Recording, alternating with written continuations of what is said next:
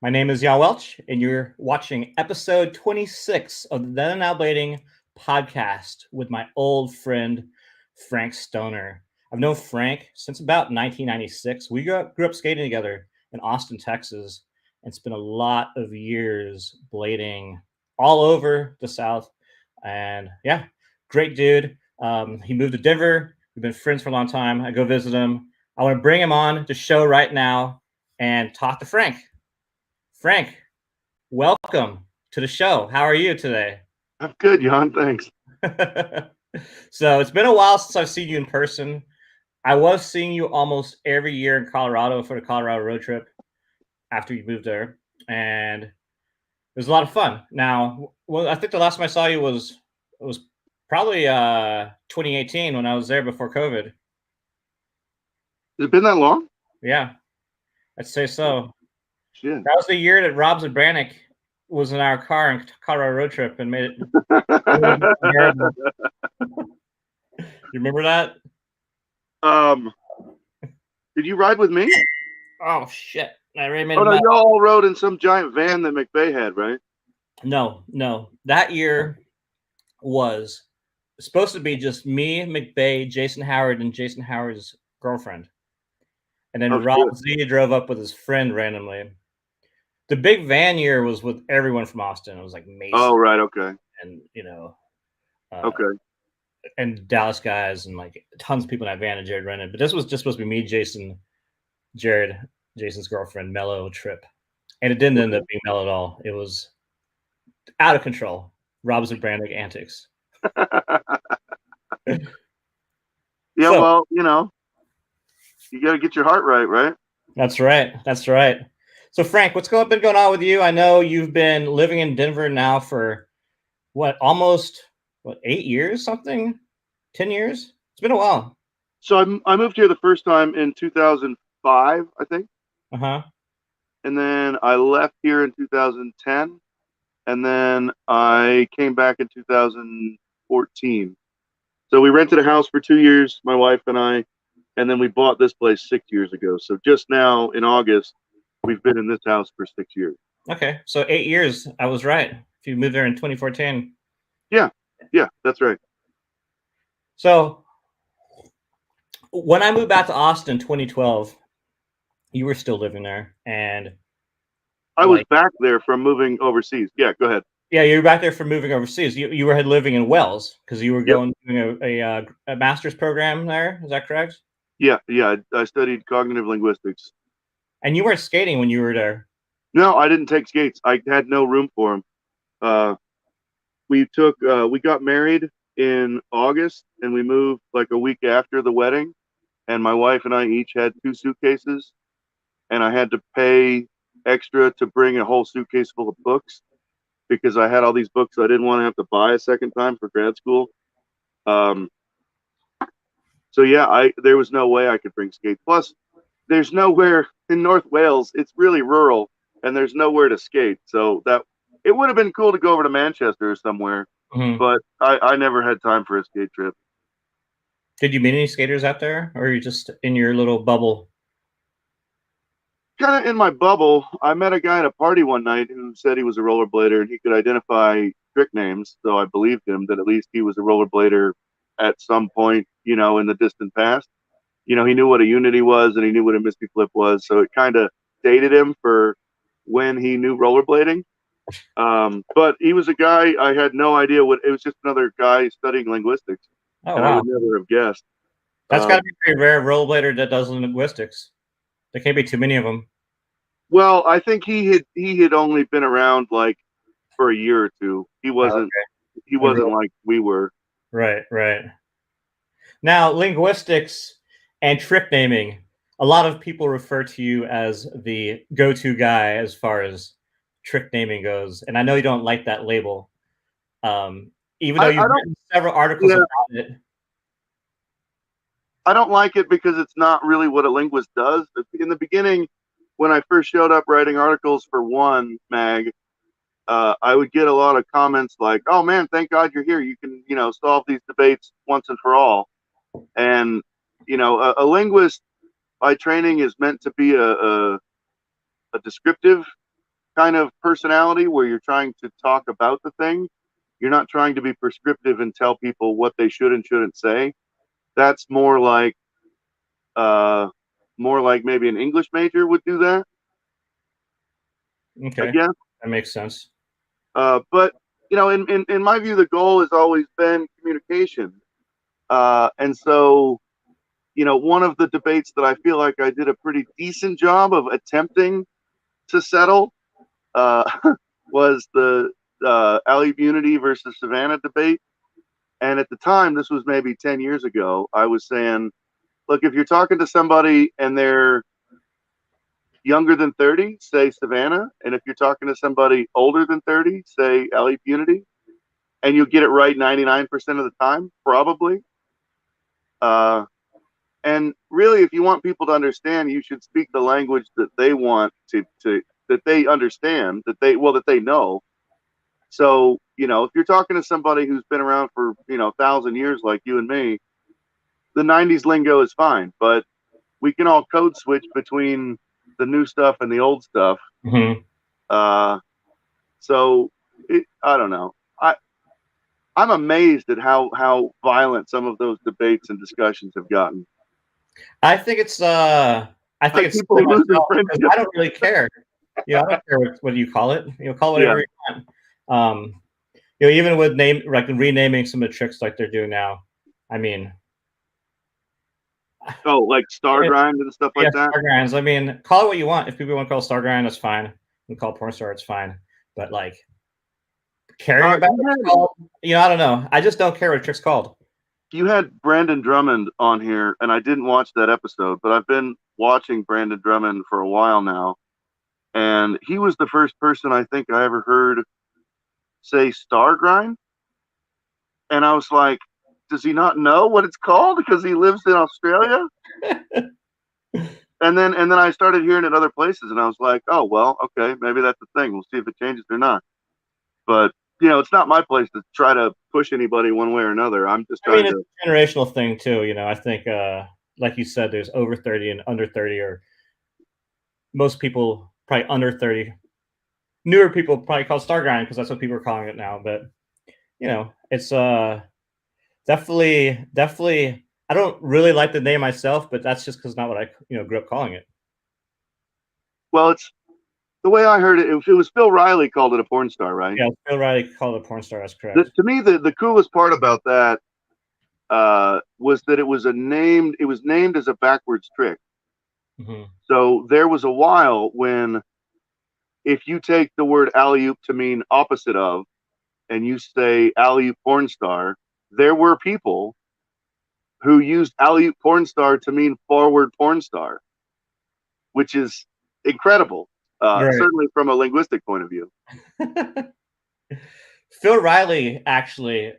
So I not edited, but I logged a high 8 tape from the very first hoedown at Eisenberg's. And okay. Tape, there was a guy that I sent you a picture of. We were trying to identify him. Oh, yeah. That was Phil Riley. Are you serious? Yeah, that was Phil Riley. And really? And he is interviewing business owners on the street about what they think about Eisenberg's opening. And it is hilarious footage. I mean, these are some square old guys, like not happy about skateboarding and rollerblading and all this. I'm going to be putting that up here pretty soon in the next week or so. But it's amazing. Was he there in any kind of formal capacity, or was he just there with a high 8? I was filming it. You filmed it. Oh, I filmed him talking to these guys.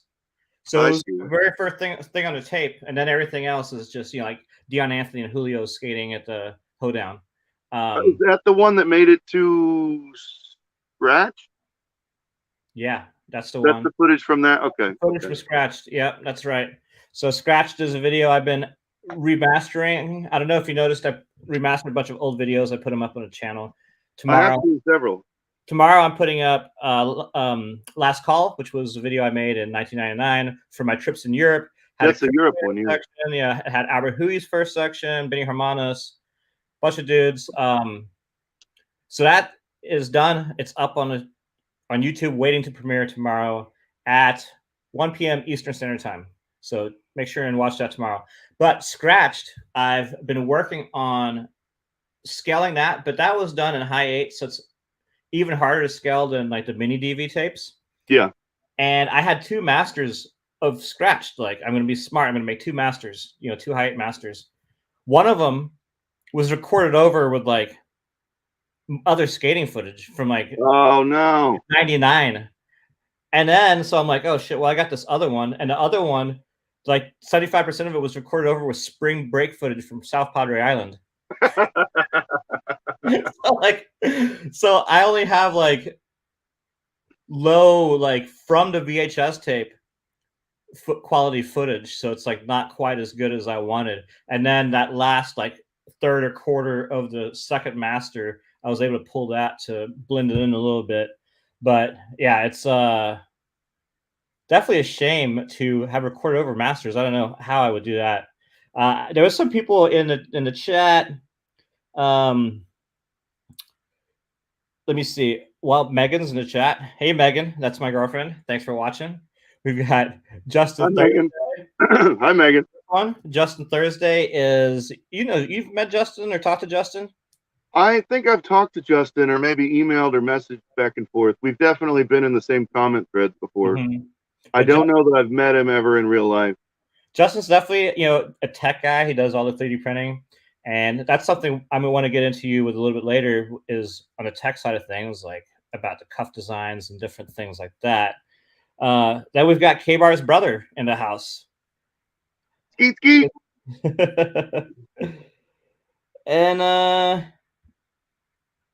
And Marble City Made. I was so puzzled by Star Grind when I came back. Took me weeks. So kind of like you, Frank.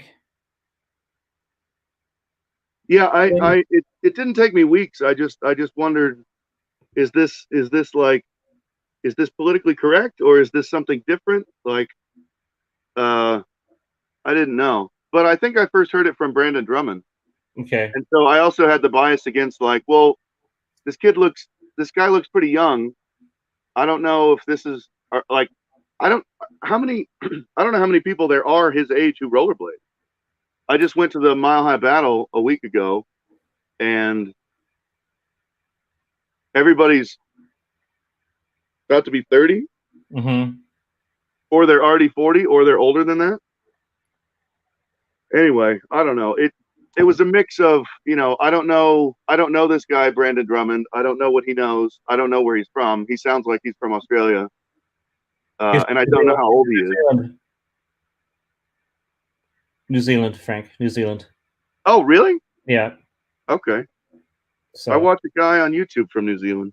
He's in his 20s. I don't know how old he is. I do know, going on social media and YouTube, and there's a fair amount of skaters from 15, even like little kids, but there's like the 8 to 12-year-olds coming back, and you've got your a lot of 18-year-old kids coming back, but it's mainly like in Europe, South America. There's a video that just came out recently. I was talking on the live show I did the other night with Tree and Ben from San Antonio about this video, which I can't remember the name. I was going to look it up, but it just came out this year, and it's got maybe like 8 profiles or 10 profiles of skaters from around the world, all in that 18, 19, 20-year-old age group. And they're all really good. So it's definitely interesting because, for you and me, for doing this show, for what I talk about and the things we're going to talk about, I mean, we're in our, how old are you now? 40 something? I'm 41. 41. All right. So, a lot of the skaters now weren't even born. Yeah. I mean, until like the 2000s, like way past like like our prime period. My shin guards are older than Jared Banning. I bought them at Trend way back in the day. My mom bought them for me. They were like $49, and I still wear them, and I've worn them this whole time. And they're older than Banning. Those BMX shin guards were really good. They were quite thick. I have those G-form shin knee combos, and I just like them because they're very fit. You don't really feel them, and they're pretty, you can wear them underneath your pants. I really like those. I think When those came out, I thought they were going to be made out of that D3O compound, but they're not D3O. They're just foam. which one? The ones that you have, The G. the G-form ones. They're whatever hardens when you kick it. Oh, that is D3O. Okay, Yeah, so yeah, maybe because the G-form shin guards are what they replaced. That's G4 makes all the shin guards now for the soccer in Europe. interesting. So it's I've skated them because I got them because of House Park in Austin. House Park is a skate park downtown Austin. Yeah. I split my shin open like 2 or 3 times on that angle iron ledge there by the bowl. Yeah. So I was like, I gotta get some shin guards because I hate getting stitches. And I got the first ones that they made, the shin knee combo, and they were really good. I hit my shin like right away, hardened up, no problems. G-Form actually has a lot of sales like around holidays where you get like 50% off. So I got the newest ones for 50% off on a holiday sale, and then sold my old ones for the same price I bought the new ones for. Sick. So that worked out pretty awesome. Marble City asks what happened to ProTech helmets, and ProTech helmets are still around. So nothing happened to them. I just bought a new ProTech helmet. I bought the stupid one with the earmuffs on it. I like the one Mason skates. Yeah, just like that. I like those. They look really good. Yeah, the biggest problem that I have with it is if I show up somewhere with that thing on, like my impression, if I was looking at someone with that helmet, is, this dude means business, and I'm sad to say that I can't really deliver the business the way that I used to. No. If I wore a helmet like that, when I was 19, people would have thought I was a psycho. Like, this guy's probably had 50 concussions. Like Mason. Yeah. So I want to talk about your skating in the past, because back in the day, I mean, when it came to skate parks, mini ramp in particular, you could do every trick in the book, switch to natural, no problem. I mean, you killed mini ramp. Yeah. And a fair amount of those were cheater, though. Some of them were cheater. Like, I don't do everything necessarily symmetrically, but I can grind with both feet, no problem. I really only spin to my left, counterclockwise. Okay. But as far as grinding with both feet, I could grind with both feet, no problem. There was a while when I could do switch 540s and I could skate fakie in a bowl switch pretty good. But I think there are other people. What's that guy from the actual South? Is it Tim Franken who can do everything both ways? Possibly. It might be Tim Franken I'm thinking of. I can't remember. There's any number of people. Clark is really good. Clark Kirkman, he's been on your show. There's a lot of people who can do everything both ways. Yeah, I started doing that, because I was living out in Dripping Springs and I had my ramps and my driveway and stuff. And it was just me by myself all the time. So I would learn everything both ways just to, like, pass the time, I guess. You did have a really nice setup there at your parents' house. It was really good. I was just talking about that. I got a new job that I'm starting in a week or two, and I actually talked about that in one of the interviews that I had for the job. They were asking me about dressing up and feeling nervous and that kind of thing, and I said I had to. When I was 14, we moved to Austin, or I moved to Dripping. We moved to Dripping Springs, which is outside of Austin. And God, so I played hockey for one season, and I still considered myself a hockey player. And I played one season at the North Cross Mall League. Do you remember that? It was really terrible. None of the kids were any good. No, I didn't even know they had a league.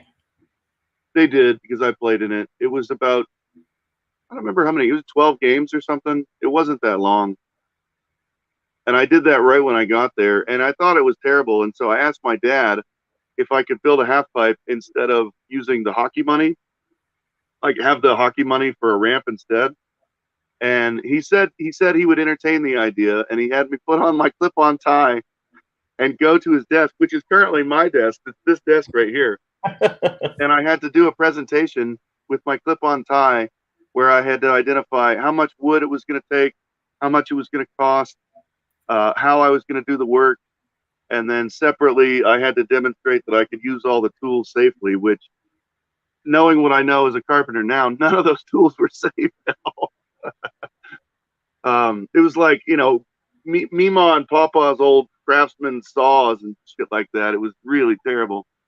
But he agreed to it, and so I had a budget of like $650 or something.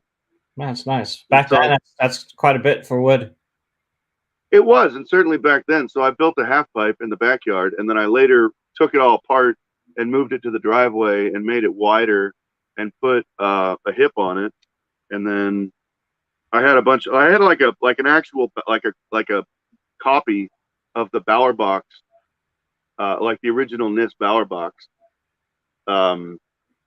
That was super cool. I got a lot of tricks learned on that thing. And then I took welding in high school when I was 15 or 16, probably 15, I guess. And so I welded up a bunch of P-rails to skate on. I remember like a very junior version of Clark's house now. Did you build the ramp yourself, or did your dad help you with it? No, he didn't help at all. I built the whole thing. So that really was your introduction into ramp building, because you've helped build several ramps throughout the years, right? Yeah, I did quite a bit of building for Lonnie's mom, Loretta, at the different skate parks she owned. And then I went on a really crazy tour with Kim Leck from Dallas, and we went to a crazy church thing, and we skated in this show with like 20,000 or 40,000 people, like Christian people. Oh wow! Like praying, and like they had Hawaiian dancers. They had like strongmen, like big strongmen who could like pick up refrigerators and shit like that. And then they had like a stunt show, and the dudes there who were building the ramps were kind of overwhelmed, and so I helped build a bunch of the ramps for that show, and that was cool. That was really spontaneous. I never knew you did that. Yeah, we'll have to talk about that sometime. I jumped over a flaming car for the finale of the show because Kim didn't want to do it, and we'll have to talk about that off air sometime. It was a trip, dude. It was a trip. Crazy. What's your favorite ramp that you built? My favorite ramp that I built, well, Luke's ramp, I guess. It's the most awesome. I mean, we built almost the same ramp at the Ramp Ranch, but I was really just helping Nate Wessel with that. Nate largely built that, and then I sheeted it. And well, I helped sheet it. There was a bunch of people sheeting it. I built that giant drop-in at the Ramp Ranch, the like 12-foot high one that was 45 degrees and came down and had like a tranny at the bottom. Yeah. Looked like a big snowplow. That thing was cool. It was enormous. But yeah, probably Luke's ramp. I mean, Luke's ramp has been the biggest deal. Luke's ramp is really cool, and now he built like another addition to it, like a grand box or something, or rail. There's a whole so the we in building Luke's ramp, we needed to excavate, and so he rented a Bobcat, and Kevin Barr drove it and did the excavation. It's on a slight hill, and so we needed to cut down and across to get the high side lower. It sloped, I think, 2 inches over the 48 feet. But we wanted the top of the deck to be at the same height as a 6-foot fence. Okay. So it's slightly dug into the ground. Anyway, when we excavated all that dirt, we had to move it to somewhere because it couldn't go, obviously, where it was. And so in Egypt, I happen to know the vocabulary word for this because I stay up late watching like shows about ancient Egypt and shit like that. Anyway, the original design for a pyramid was a thing called a mastaba, and imagine like a pyramid with the top cut off. So it's really just like a low platform with 4 sloped sides. And so we made one of those as like a viewing area, so that you could sit there and watch people skating. And there were also trees there, so you could sit in the shade. And then we unearthed the dead cat, and so the dead cat was buried in the mastaba too. So it's a proper burial ground for Oh, some wow. fucking cat that died. Anyway, yeah, he just built like a big platform with a bunch of grind boxes on it. I haven't been over there since he built it. He only built that, it seems like maybe only a month ago. Yeah, it's very new. I saw photos of it. Now, when you moved to Denver, I know, well, when we were in Austin, when I moved back in 2012 to 2014, we skated quite a bit. I mean, we skated House Park all the time. You built that box with Jared, and we used to have the box sessions once a week, which were amazing. Those 2 years were probably the heyday of Austin rollerblading. There was so many people living there, so many good skaters, and there was some sort of skate going on almost every night of the week. So we skated a lot. And I know when you moved to Denver, you started doing a box session again there. Built a new box. We actually went to I forgot which ski area, but we picked up that UMHW for the tops of them. Keystone. That's because your buddy was Lipsky. Yeah, John Liskey. Hooked it up because he worked there. So that was for your first box. So I want to know about going to skating in Austin, going to Denver skating, and then I didn't see you skating as much for a while, like after the box sessions and stuff. Did you kind of take a break or start skating less? And how much are you skating today? Today, I don't know. It's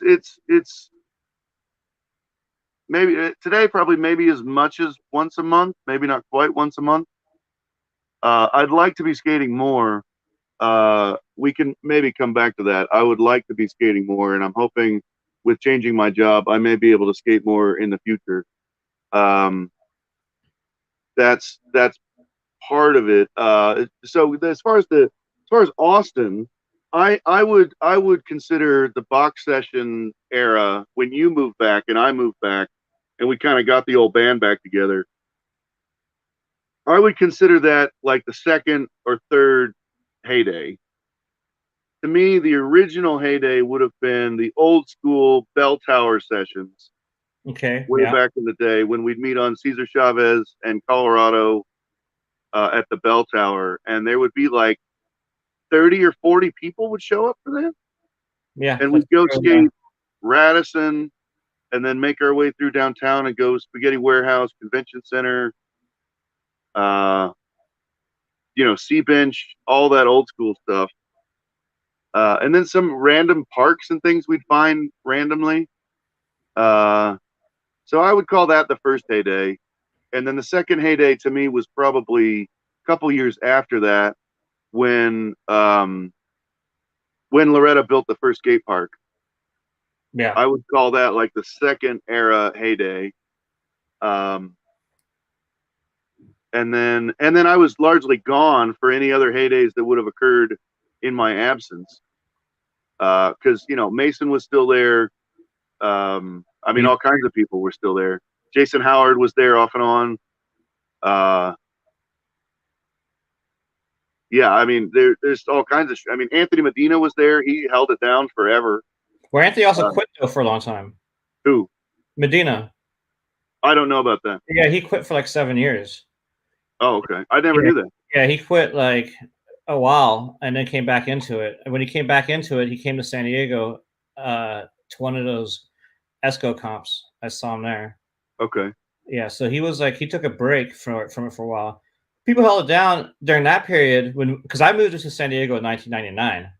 Yeah. And then I would come to Austin a couple times a year and skate with people.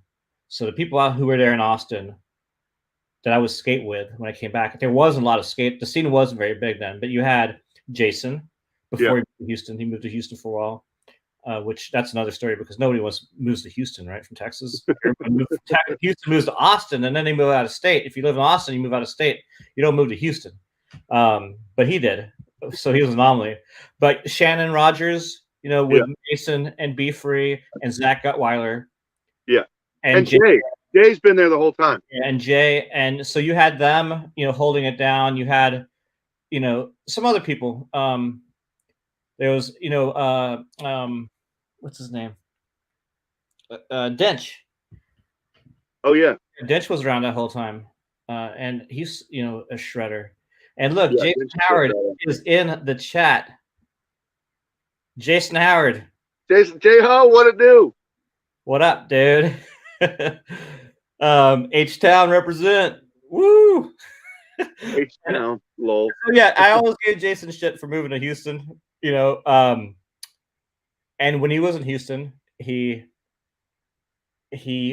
started a skate shop with Chris Fleener, which was Connections. They took over the Loretta shop and moved to Houston, if I recall correctly, right? Yeah. And but then he moved back to Austin, and he moved back to Austin. It was after I moved back to Austin because we visited him when he had his child in Yeah. Houston, right when I first moved to Austin. And he's been back, and Jason is someone who is in our same group. We all skated together since the mid 90s. I was thinking I met you around 1996, or was it 95? Whatever year it was, the '96 when there was the traveling X Games event, and it Yeah, was at Auditorium Shores. I think that was about And 96. yeah, it probably would have been '96. I think in my mind a lot of that stuff was '95, but it must have been '96. Because I met Jason and the first people. I see. I skated with some people before I met anybody from our like kind of first crew. Yeah. But Jason and Lonnie were the people I met first, and I met Yeah. them. I've told the story before, but there was a skate shop in Austin called Armadillo Sports. Yeah. And I had a little piece of paper I put on the wall, looking for people to skate with my phone number, little pull tabs, like you used to see on signs for all sorts of crap. And Yeah. I got a phone call from Lonnie, and I met Jason and Lonnie at Heroin Rails. And that was the first time I met them. And you know, Oh after wow. that, we met Mike Shields and Mike's little brother, and then we met you at that ASA thing because I was there with Jason and Yeah. Lonnie was there, and if some other skaters from back in that era. But you know, from our original crew, you know, most people still skate. You know, you, or maybe not most, but a lot. You, Jason, Shannon, Lonnie ish skates ish now, not as much as he used to, but Yeah.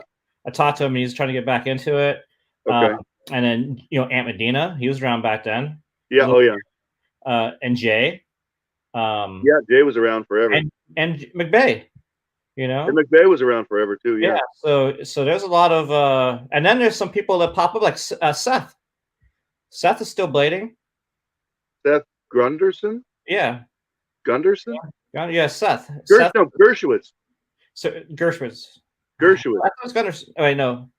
Well, Seth. Anyway, Seth is another cool Austin dude that we skated with way back in the day, and he still skates, and he's pretty good. He's always been pretty good. Yeah. He came out to a box session at one point, Seth did. Yeah, he did. Now, we also have Barrett Woodward in the house. He's been around for a long time. Barrett. You know. Barrett's dope. And I talked to Fritz on the phone. Fritz actually called me earlier because he's gonna be hosting a contest in Houston. He wants me to help promote it. So I'm gonna talk to him tomorrow. I didn't have time to talk to him. But I wanted to go way back. You know, you had mentioned when you moved to Dripping Springs, which Dripping Springs at that time was a small town outside of Austin, Texas, and it was a pretty far drive. Now Dripping Springs is pretty much part of Austin. It's grown a lot. They have a skate park now. It's totally different. But you said you did hockey around that time. When did you get your first inline skates? I got my first inline skates on my birthday in 1988 when we moved to Virginia. We moved just before my birthday, and my parents got me a pair of roller derby Phantoms for my birthday. Maybe it was 89. It was 89. So 1989, I got my first pair of skates. And then I had hockey skates for everything after that until I got Tarmacs in probably 1995 when we moved to Austin. Okay. And where did you live before that? Before Dripping Springs? Oh, South Lake, Texas. Right. Well, I shouldn't. I feel bad saying it now because now it's like this super rich, super hoity-toity place. When I lived there, it was like pretty rural. It was a 2A, had just turned to 3A, a size school, so maybe only 1 to 200 kids in the graduating class, Mm-hmm. and there was only one or two elementary schools feeding into that, and then one middle school. So it was really small, and it was fairly rural. It was just a suburb, like a bedroom community. Okay. Now it's still a bedroom community, but it's like a bedroom community for fairly wealthy people. Um, but yeah, I always say Dallas or DFW, just because I don't like telling people I'm from South Lake. Right. Yeah. Well, no one from the Dallas suburbs says they're from the suburbs, right? They're all from Dallas. Yeah, well, Unless they're from Plano, they say they're from Plano. yeah, I mean, South Lake is actually a lot closer to Fort Worth than it is to Dallas, but I don't know anybody who ever said they're from Fort Worth except for people on episodes of Cops, getting arrested for stealing chickens or whatever. That's hilarious. Fuck you, man. I'm from Fort Worth. They're trying to stuff in this guy in the cab and he's yelling at the cop. When you like, how did you first get into like grinding? What did you see? Did you see a video? Did you watch a movie? What made you want to start like doing grinds and tricks on inline skates? So there were dudes on my hockey team in Dallas who were into it, and they were going to what at the time was called Jeff Phillips Skate Park, and it was still called Jeff Phillips Skate Park the first time I went there. And I had a pair of Lightning TRS maybe, or just Lightnings. I think they were just Lightnings. But those guys didn't take their hockey skates to the skate park. They all took their plastic skates. And I had a pair. And so I took those and went with them. And I must have seen, there was a tall black dude who was way older than me, but he was probably like 18, and he was doing front sides and back sides, and he could do fakie 360s over the spine that they had there. And I really, really want to say that I might have met Sean Robertson then. We met, 3 or 4 guys, and they all had that real mid-90s look, the big Pro Design knee pads with the big shorts and chain wallets, T-shirt, backwards hat, and like elbow pads and wrist pads and all that. And they were doing backslides. And I remember thinking that's just impossible. As a hockey skater, though, playing ice hockey, I could imagine the stability of being on what I could imagine was the outside edge. But it didn't really make sense to me. And I didn't understand that, like, you get boot and then you have stability. Mm-hmm. I would have no one could have explained that to me. And I had no way of knowing it just by looking, because I didn't really know what I was looking at. That must have been, 94, 95 territory. And I could do the ramps, I could drop in straight away. I was scared to death of the vert ramp. I thought it went over vert, because when you look in to drop in, it always looks like it's over vert. I'm pretty sure that I got to the point where I could both sit in and drop in on the vert ramp before I left Dallas to go to Dripping Springs. And so the seed had already been planted that grinding was neat, but I still considered myself a hockey player. And I remember having like a journal in middle school where I remember writing something like, I'm a hockey player till I die. I'll never go freestyle, man. And within a year I had built, my own half pipe in my backyard. That's hilarious. And then went to Woodward the second year they had inline, which would have been summer of '96, I think. Because Colony 1 was shot, I think, in '95, and it had, the shots with Tom Fry and Chris Edwards stalling up in the rafters, the Morton Bowl. And it was a pretty epic line that he had going through there. And Ryan's Locky and some of those other old school guys. Yeah. That's really cool. I want to talk to you about Woodward. I just want to shout out a few people in the chat. We got Sean Michelson. He had those were his too. Purple Frames. We got Launder. always here supporting the channel. We got one of your neighbors from down south, Josh. Hey, Josh. What's up, Josh? How you doing? Hey, Josh. We've got Tim Schmidt in the house. Tim So, Schmidt. Oh, hell yeah, Tim. and he's doing his rampant camp. I think it's happening this coming weekend. Are you serious? Fuck, dude. I need to go out there sometime. Yeah, I he's really badly doing want them to. like consistently, and I saw that this one he's going to have a proto trade show as well. Sick. Kind of the first one to try it out, which is really cool. Tim's a fucking gangster, I man. haven't made it out there yet either. I'd love to go check it out. I want to go to his ramp and Clark's ramp. You know, Frank, I just remembered the last time I saw you, I think was not Colorado road trip. I think it was, what year is it? At Woodward. Okay. And as we were just talking about Woodward, you know, Woodward's is a place that you and Jason and Lonnie and several of the Austin and Dallas skaters and Houston skaters, a lot of skaters in Texas, would go to in the 90s. I want to hear about like what Woodward was like for you, what Woodward was like for you, and how it molded your skating. Like to made you a better skater, like for park skating. Like, what was experience like as a kid going to Woodward? So Woodward was amazing. The first year that I went there, I was just pretty much invisible. I was just another kid. There was a guy whose name was either Frank or Bob. I can't remember which, but it wasn't Bob Lewis. I think his name might have been Frank. He had a shaved head, and he was a pretty badass guy. But it rained the entire week I was there, and so they put us on what they called rain schedule, which is just like a free for all. And so there was no instruction the first year I went there, and it was just a total free for all. That I hadn't like clicked into being good yet. I was still kind of like a kid at that point. The following year I went back, and I can't remember. That second year must have been the year I met Hakeem, which is going to come up later, because I saw some of the things some of the talking points you had. Yeah, so Woodward was amazing. It was amazing to just be there in the presence of all these people. You'd be walking to breakfast and you'd see Tony Hawk. You'd be, going to get a hamburger at lunchtime and you'd see Roadhouse, and all kinds of people.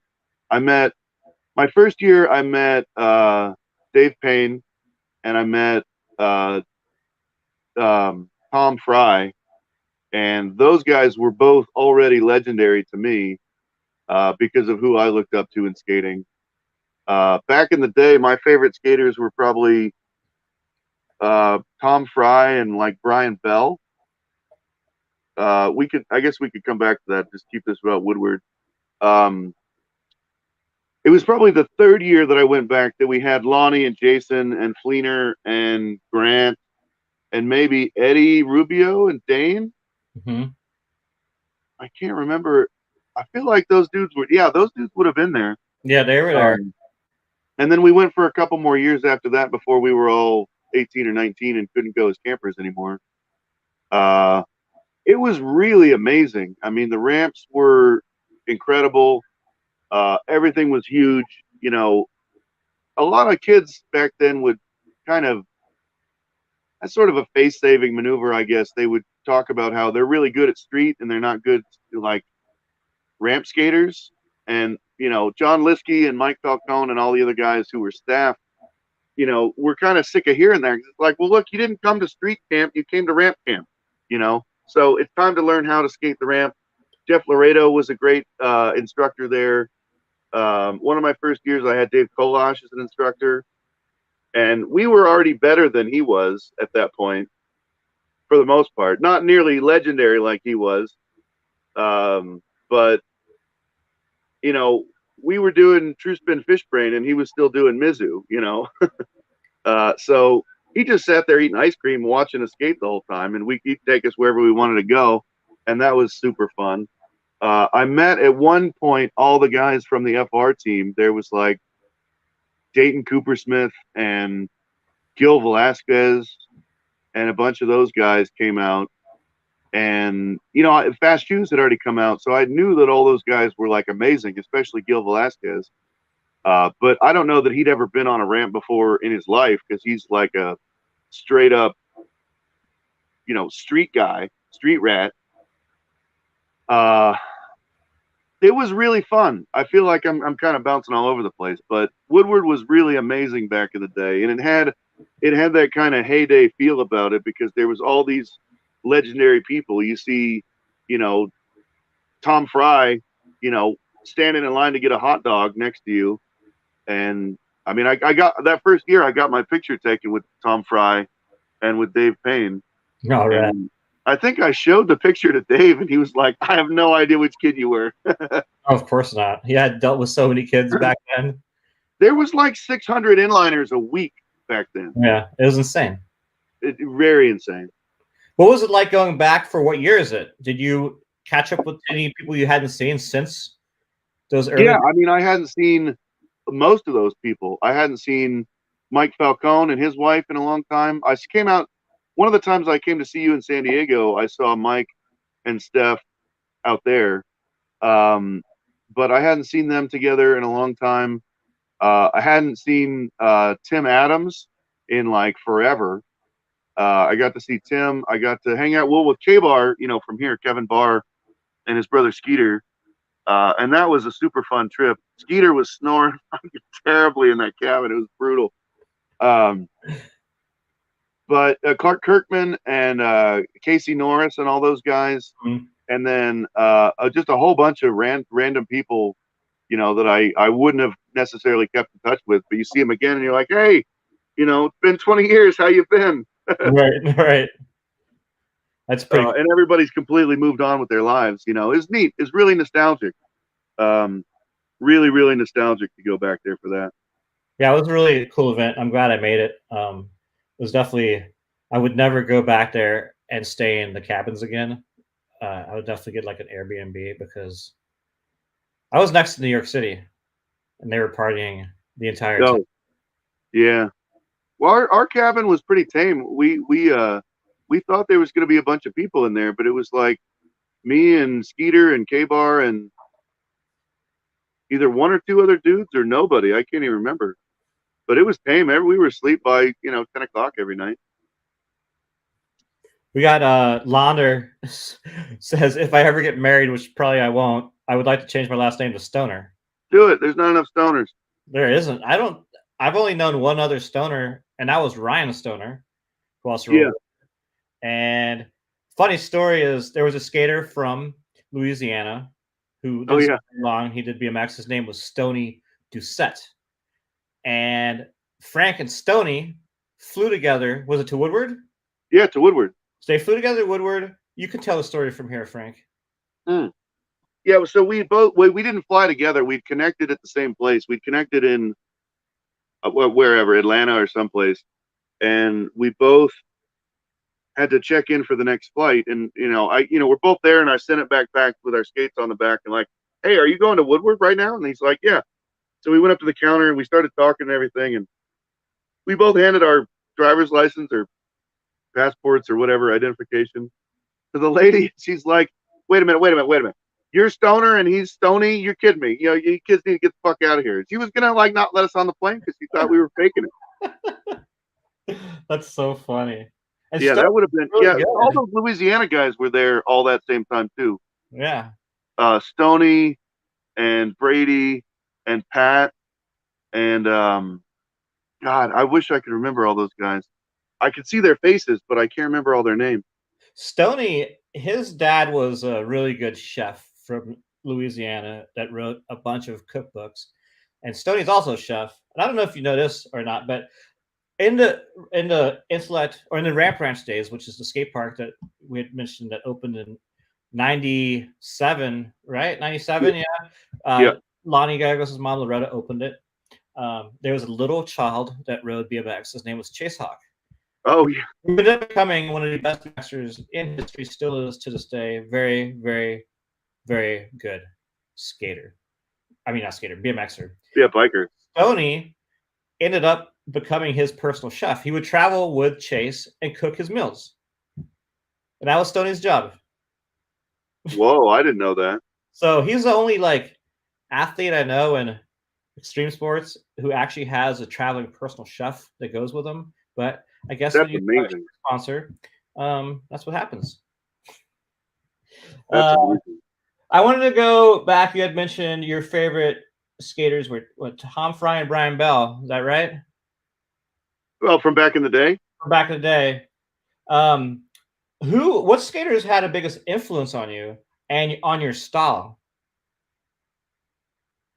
um, I don't know that I ever really tried to imitate anybody. Um, I mean, like, Roadhouse and Matty Mance were my same age. And so, I imagined myself sort of in their same lineage. Because a lot of the other guys were older. Brian Bell was a couple years older. Obviously, Brian Kanowski was older. Arlo was older. B Love, he was older. Dave Kolash, he was older. All the guys that were in, basically all the guys in the bottom line. The bottom line is still my favorite video. I could watch it right now and be thrilled. I love the soundtrack. I love the skating. I love the energy.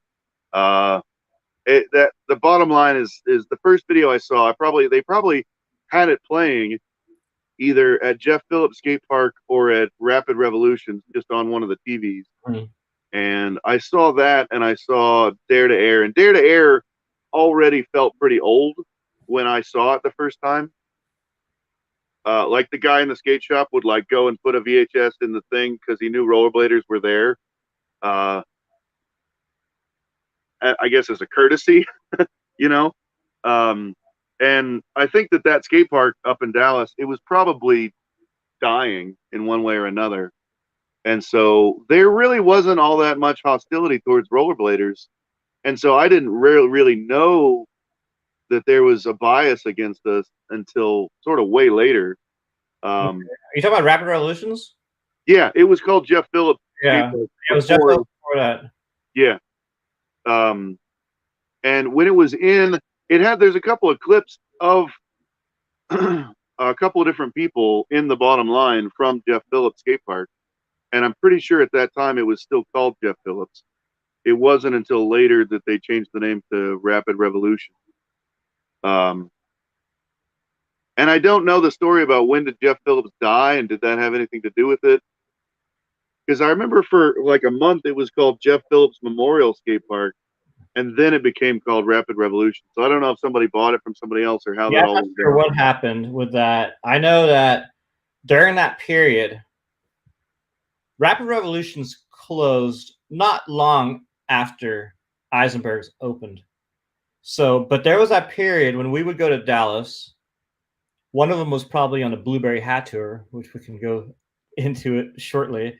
But we would go to Dallas quite a bit because Dallas had a lot of skating going on. And at one point, they had 3 really good indoor parks.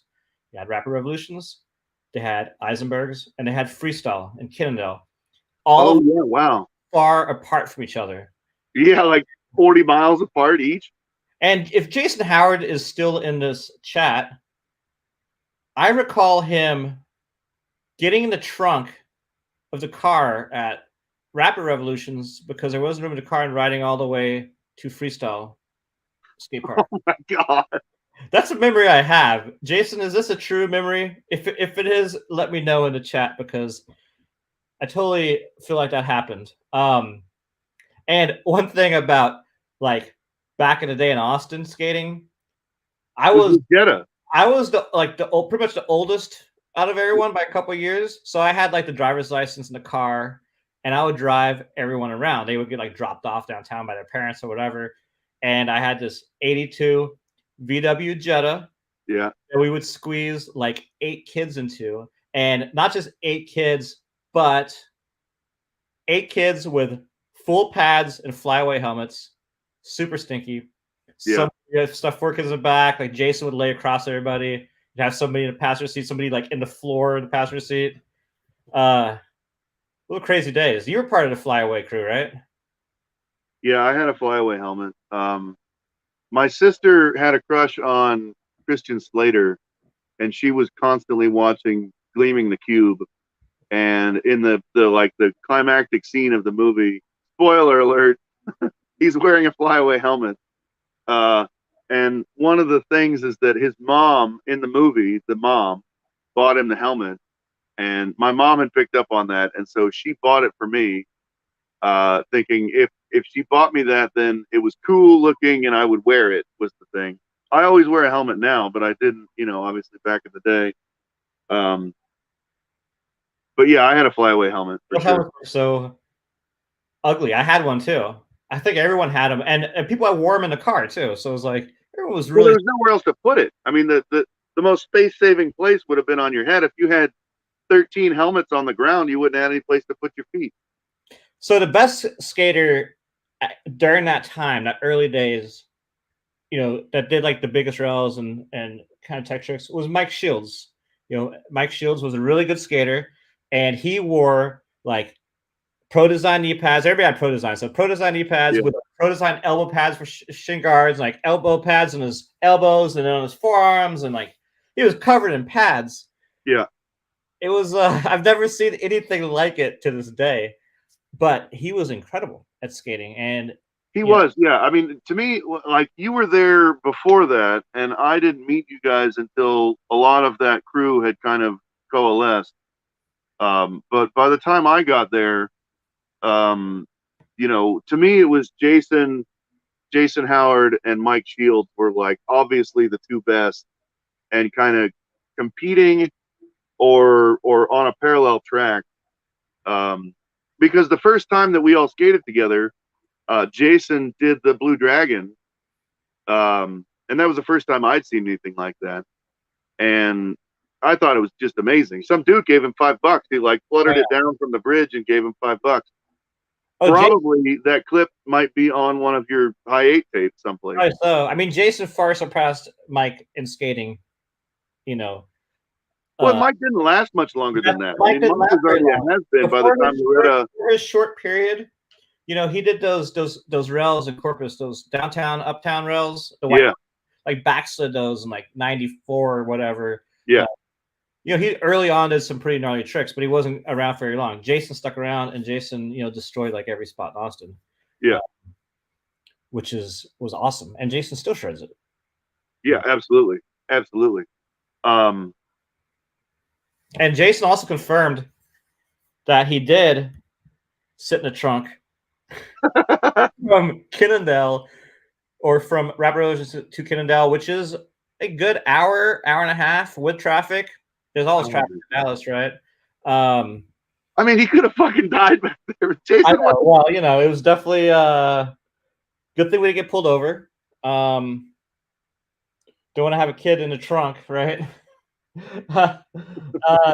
So we did some trips. Like, there's a lot of silly, obviously fashion in 90s rollerblading fashion was quite silly looking back at it. You had like Jinkos or like really baggy pants and big shirts and visors and whatever. And I know a trend that you were really into was duct tape everything. Duct tape wallets, duct taping your pants, Jason duct tape stuff. You guys were like all about duct tape, right? I mean, what we were emulating was seeing guys like Dave Kolash, who had like the Senate jeans, and they would cut them off or they would fray at the bottom, and they would duct tape around that.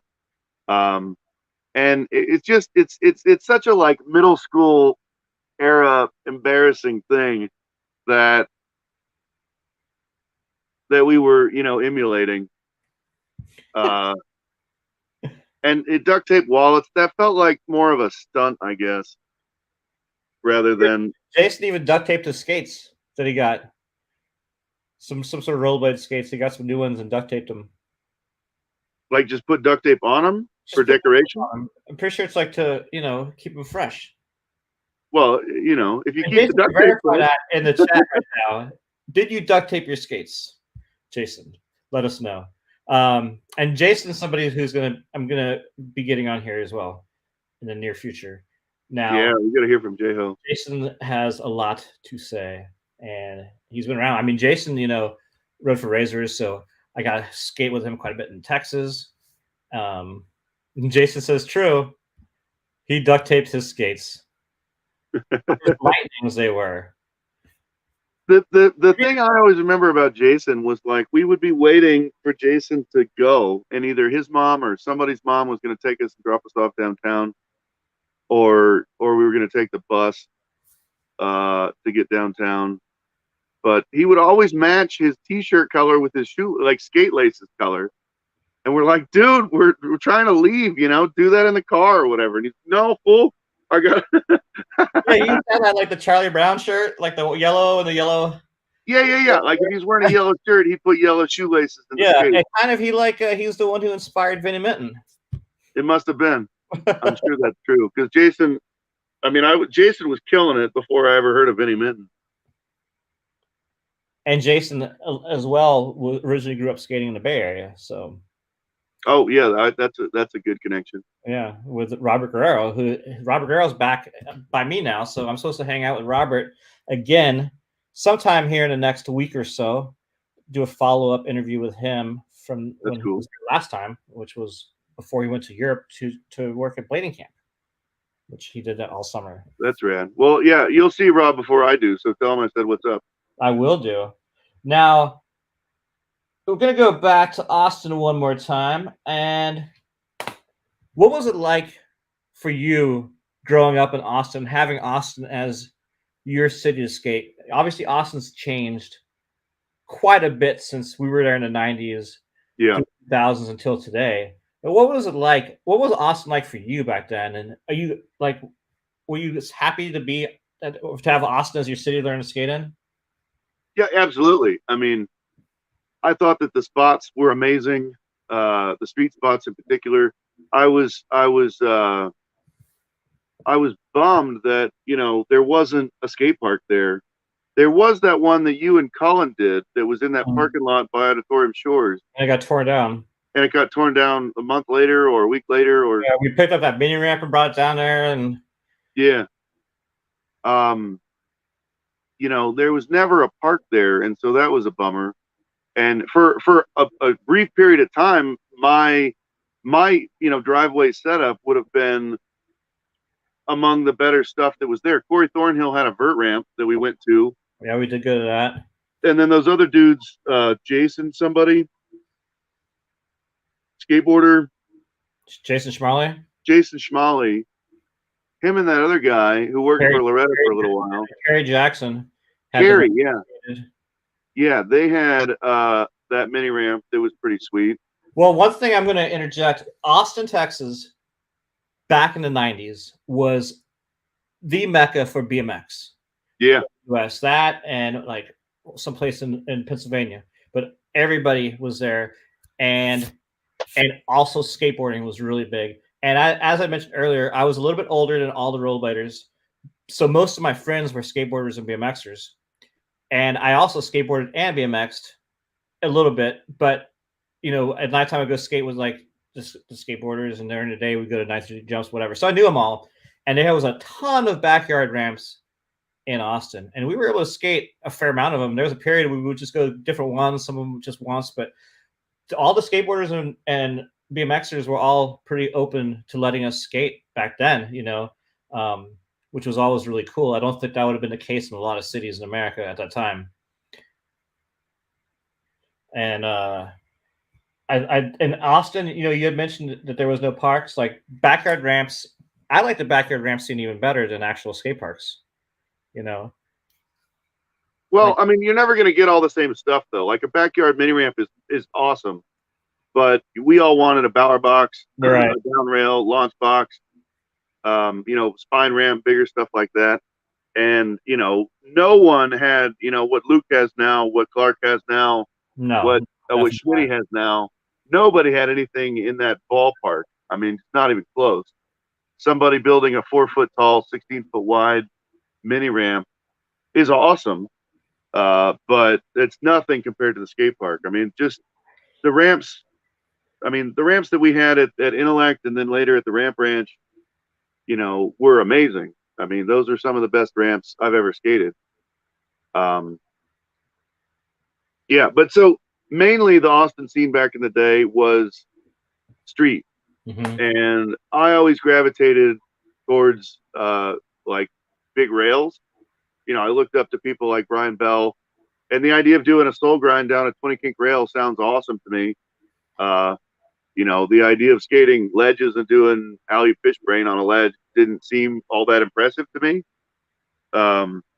So I wasn't ever much of a ledge skater, and it was just rails. And back in the day, everybody skated big everything. I mean, we would skate Tracor as like a regular spot, and that's like a 50 stair.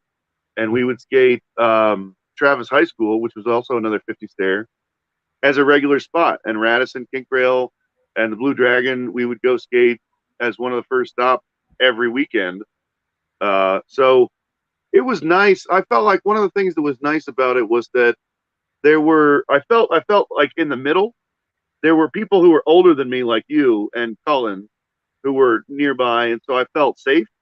But then there was a lot of people who were my same age. Lonnie and Jason are basically my same age, and then there were people younger than me.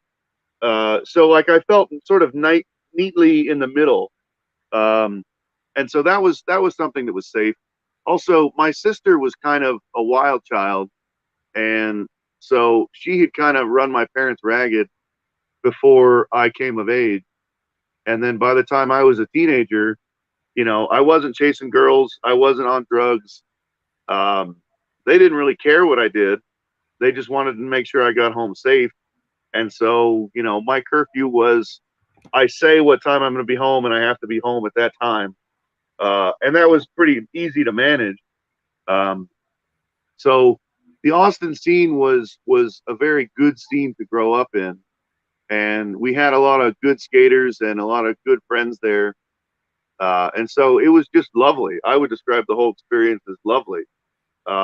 It doesn't sound super hardcore when you just define it that way, but you know, I wouldn't have wanted to grow up any other way. It was terrific. And what about the city itself? Like in your, late teens, early 20s, what was Austin like for you? It was amazing. I mean, skating the University of Texas. That's like a skate park, first of all. Legendary skate spot. I mean, skate spot doesn't even cover it because it's like 15 park. It's like a skate park university. Yeah, like, absolutely. I mean that the red rails. Red rail is unbelievable. On both sides. Yeah, white rail was amazing. Everywhere. White rail, that's skatable now. Is it really? PCL. I watched a clip of somebody skated from back in the day, and it looks steeper on video than it felt in real life. It didn't feel steep at all. It felt like a handicap rail, but it's like 10 or 12 flat, 10 or 12. Yeah, it's pretty mellow. It's a pretty mellow rail because the stairs are really wide. Yeah, the stairs are probably 2 feet long. Yeah, and maybe 5 inches high or something like that. B Love rolled the curb that one day. I love Austin. I loved Austin for skating. Actually, I think I've always loved Austin for skating. I loved it back then. The thing about 90s in Austin, 90s downtown was abandoned. There was not much businesses. It was just a bunch of little buildings and warehouses. And, now it's like everything's been torn down. It's high rises. It's like a crystal city. It's overwhelming. It's not the Austin we grew up in.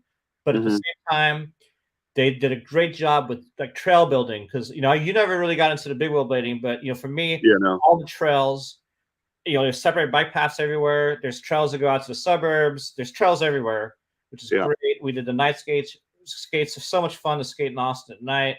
And then the skate parks, they're building skate parks all over the place. There's tons of skate parks. Yeah.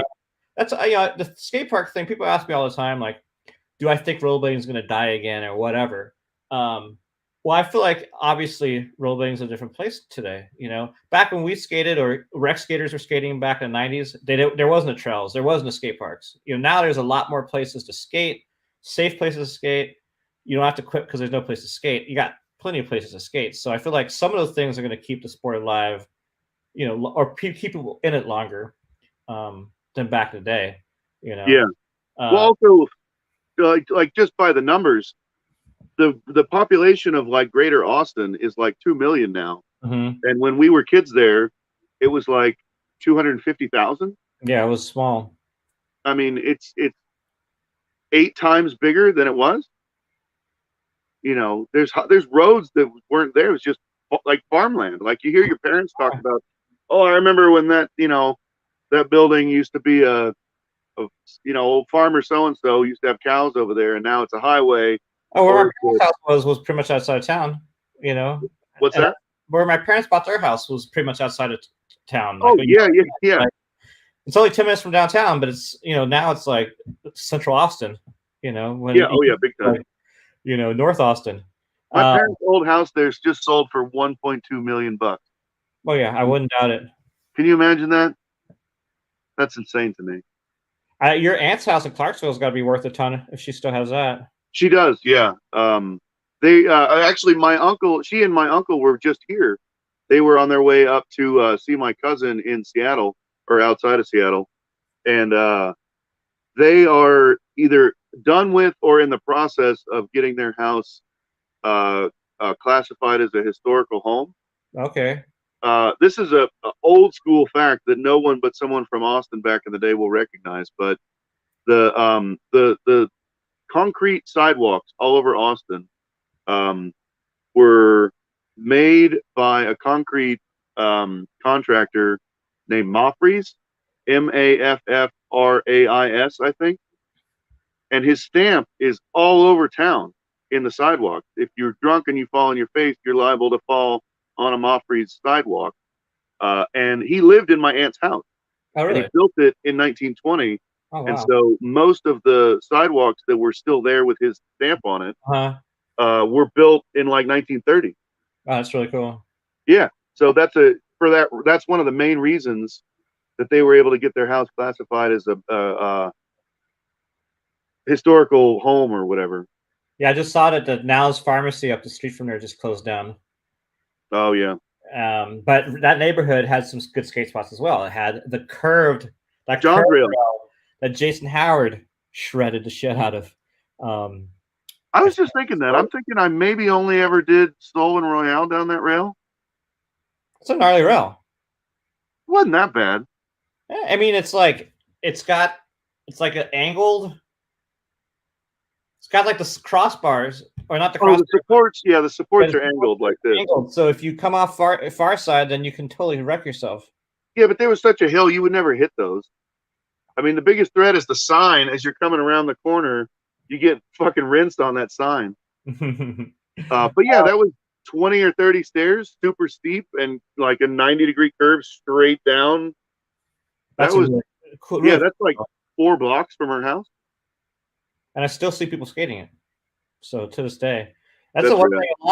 A lot of some ledge spots got capped, and obviously a lot of buildings just got torn down. But there's still a lot of old spots that we skated. Still skatable. Still skatable. And they just built so many spots. I mean, that's one thing that was cool. Like, with the trails that I was skating with the big wheel skates.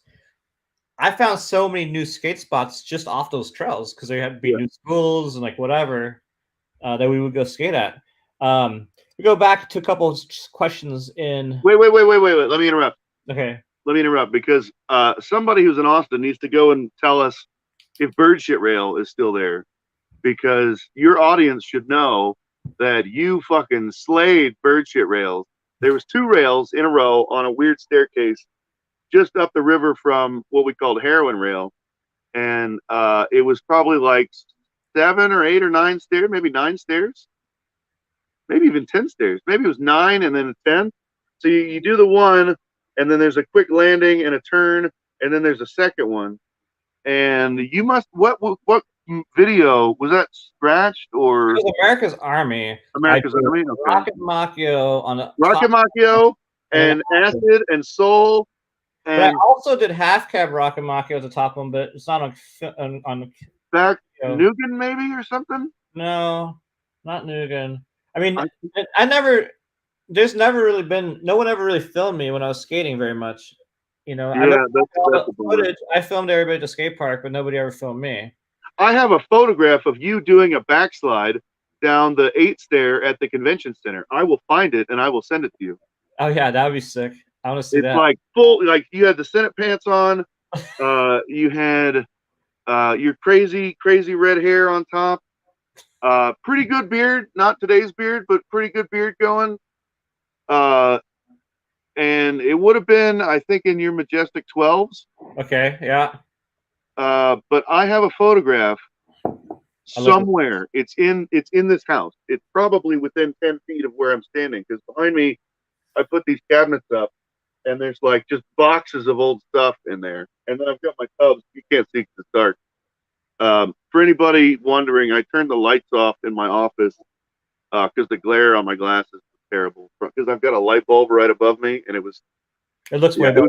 part of the pregame panic of today's episode. But yeah, I will find you, Jan. I will find you that picture, and I will send it to you. It definitely, you know how as you went down, there was like a 2-stair, and then a 3-stair, and then a 4-stair, and it went all the way to like 8 stairs. And then there was and then around the corner was and then around the corner was the 215 stairs. Yeah. And I'm sure that it was the last one, or maybe the second to last rail in that accumulating line of rails. Yeah, I want to see that. I think we got kicked out. I'm pretty sure we got kicked out of that spot almost every time we went. Yeah, like within minutes. Yeah, every time. And yeah, aluminum rails, they weren't even that great rails. I was thinking back at some of my favorite spots back then was at the University of Texas by the fountain. There was like all the little stair ledges that were like this high, and there was kinked ones. There was like like 10 flat 10, flat 15, and then there was the ones going to the tower where you could just set slide down them. Yeah, those things were really fun to skate, and then all the really high ledges that they had there. All those sidewalks though were that like gravel concrete.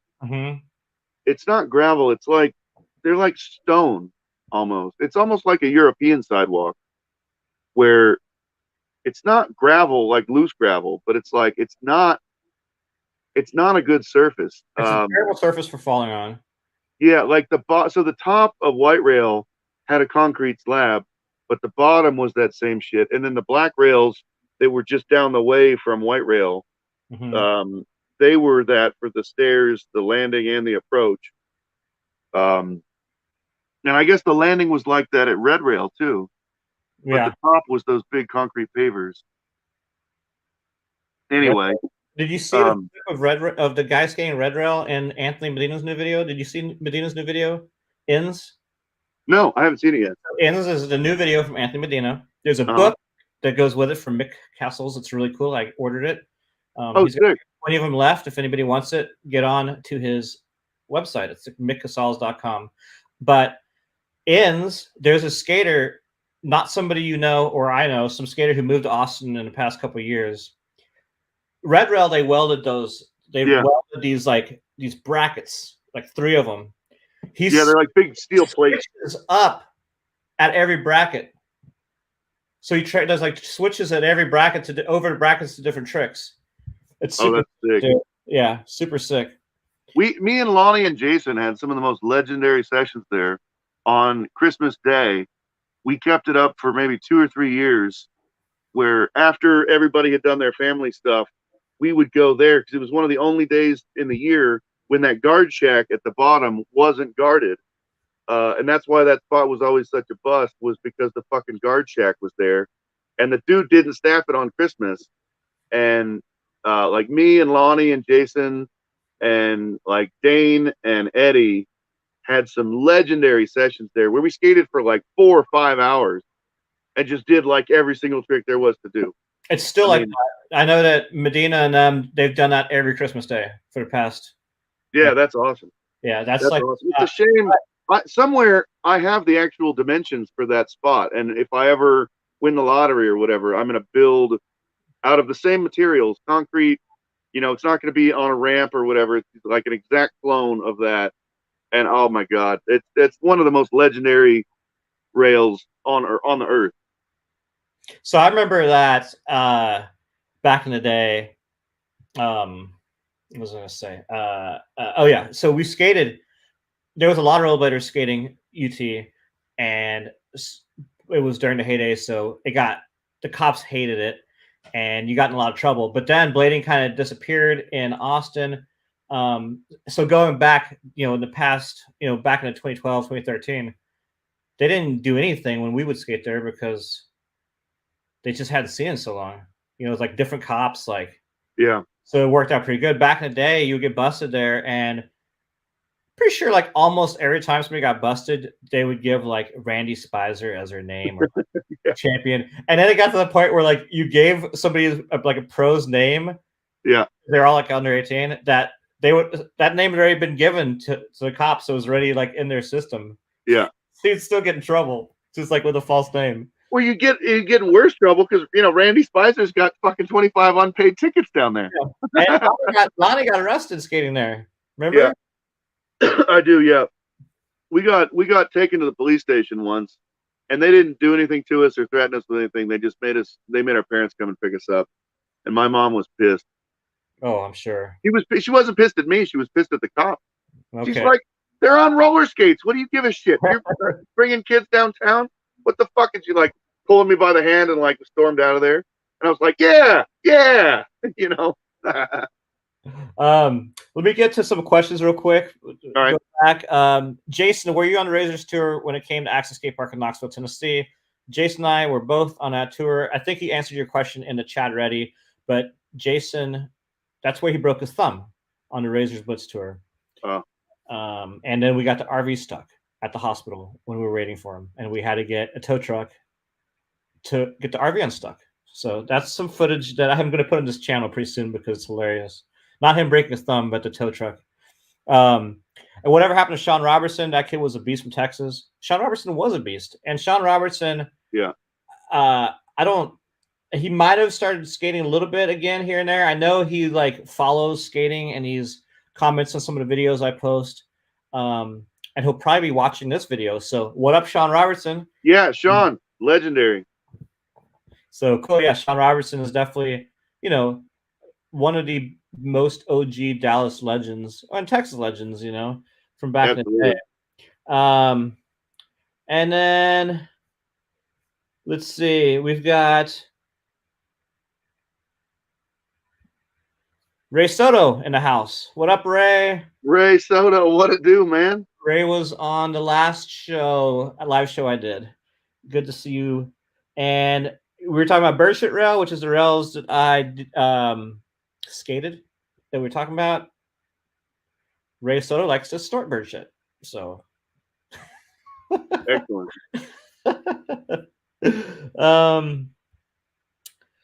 And well, that's it for questions. If anybody has any for Frank or myself, go ahead and post them, and we will get to them at some point here in the chat. Let's see. Okay, one thing I want to touch base on, or not touch base on, but ask you about was, back in the 90s, I was doing Scum Magazine. So I filmed you a lot. We did episodes, and you contributed a little bit to Scum Magazine. One of those contributions was when you went to Spain, and you were living in Spain and Madrid, I believe. Yep. And you also went to Lausanne, Switzerland, and you skated a skate park there, and you did a little story and got some photos. Tell me about that trip. Like, how did you end up in Spain?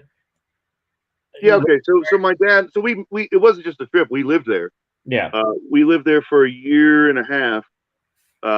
And my dad is a civil engineer, and he does airport construction, and airports take about 2 years to build. And so we moved around a lot, largely because of his work. We moved, for instance, to Austin, where I met Jan, because he was doing the conversion from the old Bergstrom Air Force Base. They converted that, which is a very Austin thing to do. Talk about Austin back in the day, reduce, reuse, recycle, all that. Austin was always big on that kind of stuff. And so they didn't want to build an airport from scratch. So they basically, commandeered the Air Force Base that was probably going to close anyway, and made the new international airport out of there. So my dad was the project manager for that. And then there was the airport in Madrid is called Barajas, and Barajas was rebuilt, and they needed an outside contractor to come and keep everything above board. And so my dad's company was hired to be the third party company to keep everything above board. least I think that's the story that I believe. I don't know if that's true or not, but that's my story. Um, so in end of my sophomore year, we moved to Madrid, Spain, and we lived there in town, right by the bullfighting arena, right in the middle of downtown, like in the center of, there's like seven. I'll have to look. 7 million or 9 million people live in Madrid. It's an enormous place. It's like New York City. It's absolutely enormous. Uh, so we lived downtown for the first month or 2 months, and then we moved out to the suburbs after that. I met a whole bunch of guys there, and there was a really good rollerblade scene there. There was at the time a huge skateboarding scene. Living there and skating there was incredible. There was a skate park in my suburb called Alcobendas, which they've just resurfaced, and they've rebuilt some of the ramps and things, and it looks pretty skatable now. When I skated there back in the day, it was pretty unskateable by modern standards. Like the transitions were all like a swimming pool, where there was like this tiny little transition at the bottom and like a nearly vertical, wall with coping at the top, and those would range from like 3 feet high to like 9 feet high. And so you had to skate everything at a really, really steep diagonal to get something like a conic section or a radius curve. If you go fast enough and diagonal, almost parallel to the coping, it makes the transition up to the coping, and you could skate it that way. And there was an Austrian guy named Danny that I skated with, and a bunch of local guys there who were all really good.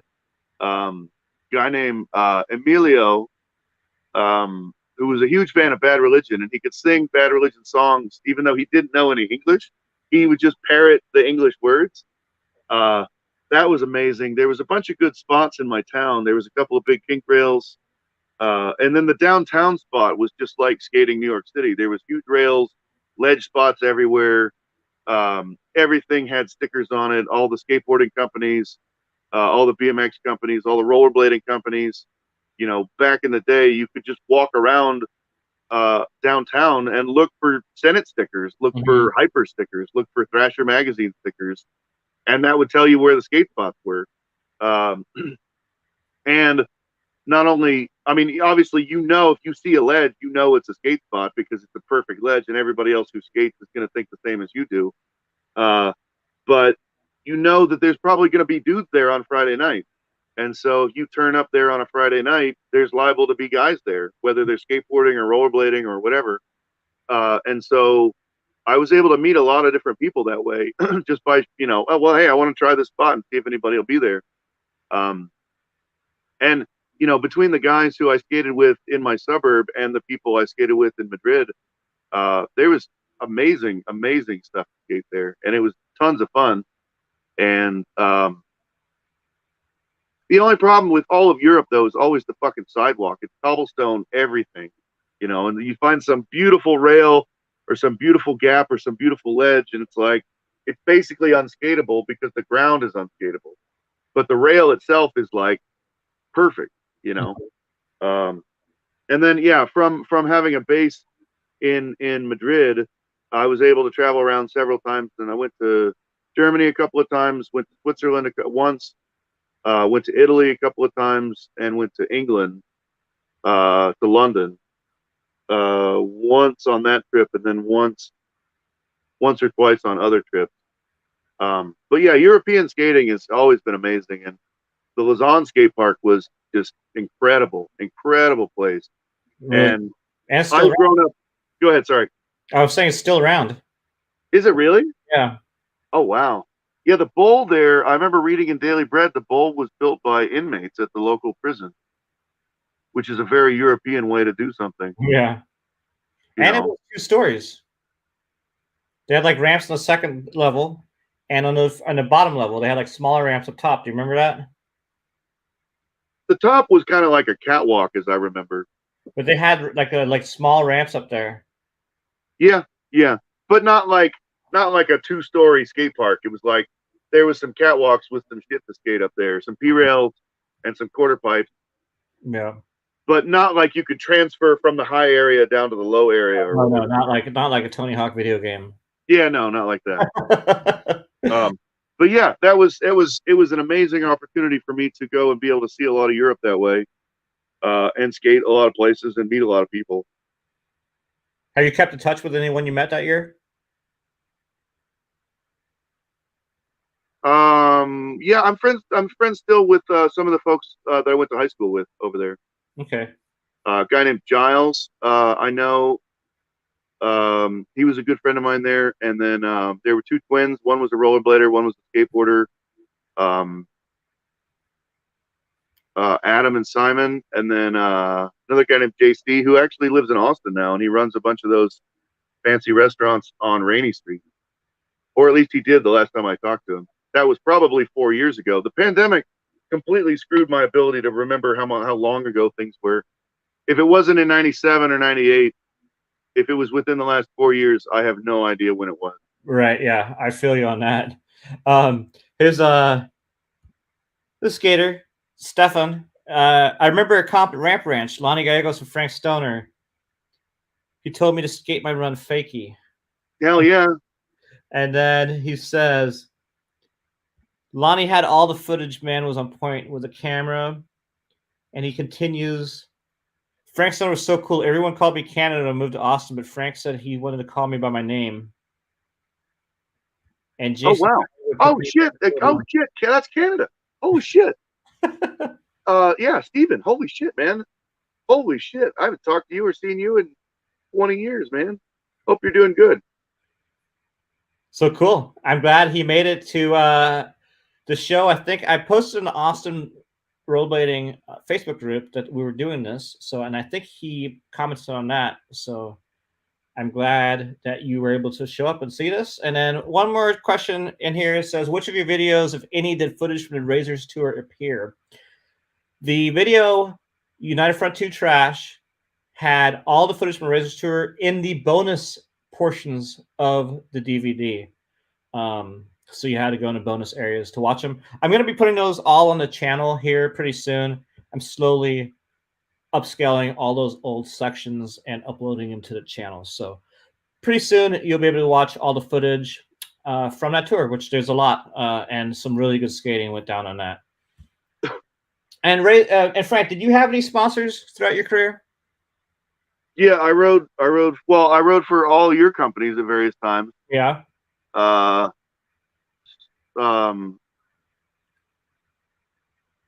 We had Transit and Transit. Yeah, Transit was the first. I was thinking Scum, and I was like, it wasn't called Scum. That was the magazine. Yeah. But I had Scum magazine T-shirts, and I had the Transit. I had Transit pants. I don't know if J-Ho's got any of those pants left. Those were awesome. And I skated for Razors, and we had a mall sponsor for a while. There was a skate shop called Fast Forward. Yeah, I remember that. They were in Dallas too.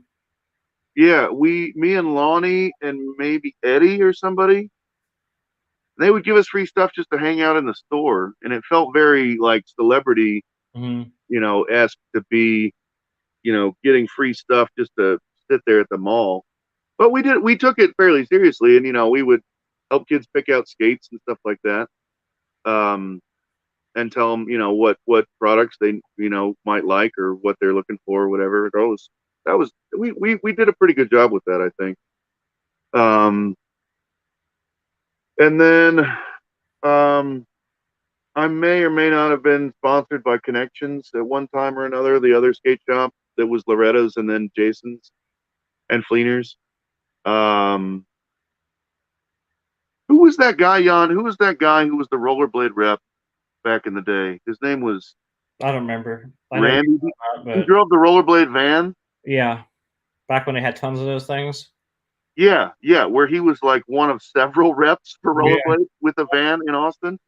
He gave me a full set of everything when I went to Spain because Razors wouldn't sponsor me overseas. What's his name? Mac basically said, call me back when you get back to Texas, which I did. That was before Jeff Akers. What's that? So I've never heard a company do that before. Like, I Yeah, guess, I don't know. I was really surprised because I thought you're going to get more exposure from me going to Europe than less exposure. I don't know, whatever. yeah, Um, and then there may have been others. I can't. I honestly, Jan, that shit was like 20 years ago. yeah. Well, Oh, metric frames.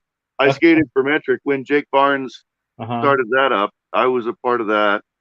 That was super cool. The frames were really good. They were the first ever rollerblade UFS UHMW frames, Hmm. and they actually snapped together so that the parts were interchangeable. It was a really, really clever design that probably didn't make it as far as it should have because it was maybe a little too ahead of its time Yeah. and maybe a little bit on the expensive side.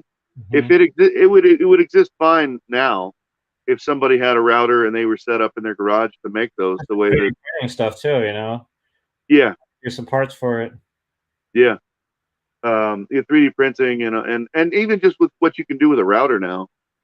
Um, I mean, there's a lot of cool techniques for both making skate stuff and also for uh, like woodworking and machining and stuff like that. There's lots of cool stuff that you can find online and on YouTube and everywhere else.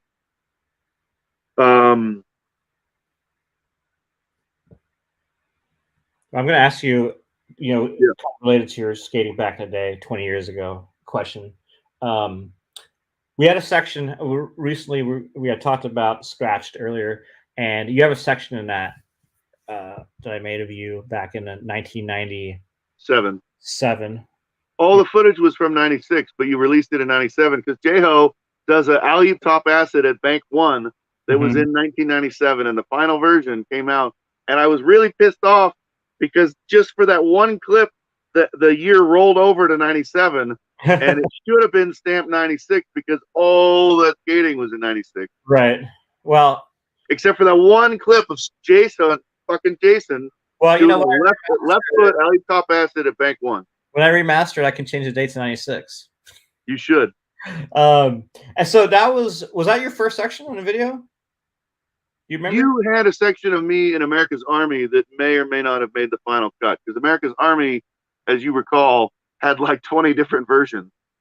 America's Army, yeah, America's Army had a lot of different versions. America's Army was also made with 2 VCRs, I Yeah, believe. just right Uh, right after No Budget Lo-Fi, right? yeah. Um, yeah, it was crazy. Shawn Michelson says, "No shit, I had no idea Metric had any riders. He was definitely ahead of his time." I remember the frames. I don't remember. Was it similar to like the Prime frame now, where it's like, I mean, obviously Prime frame is like metal with plastic outsides, but the concept where it's like the three pieces, was it similar to that, or So it was.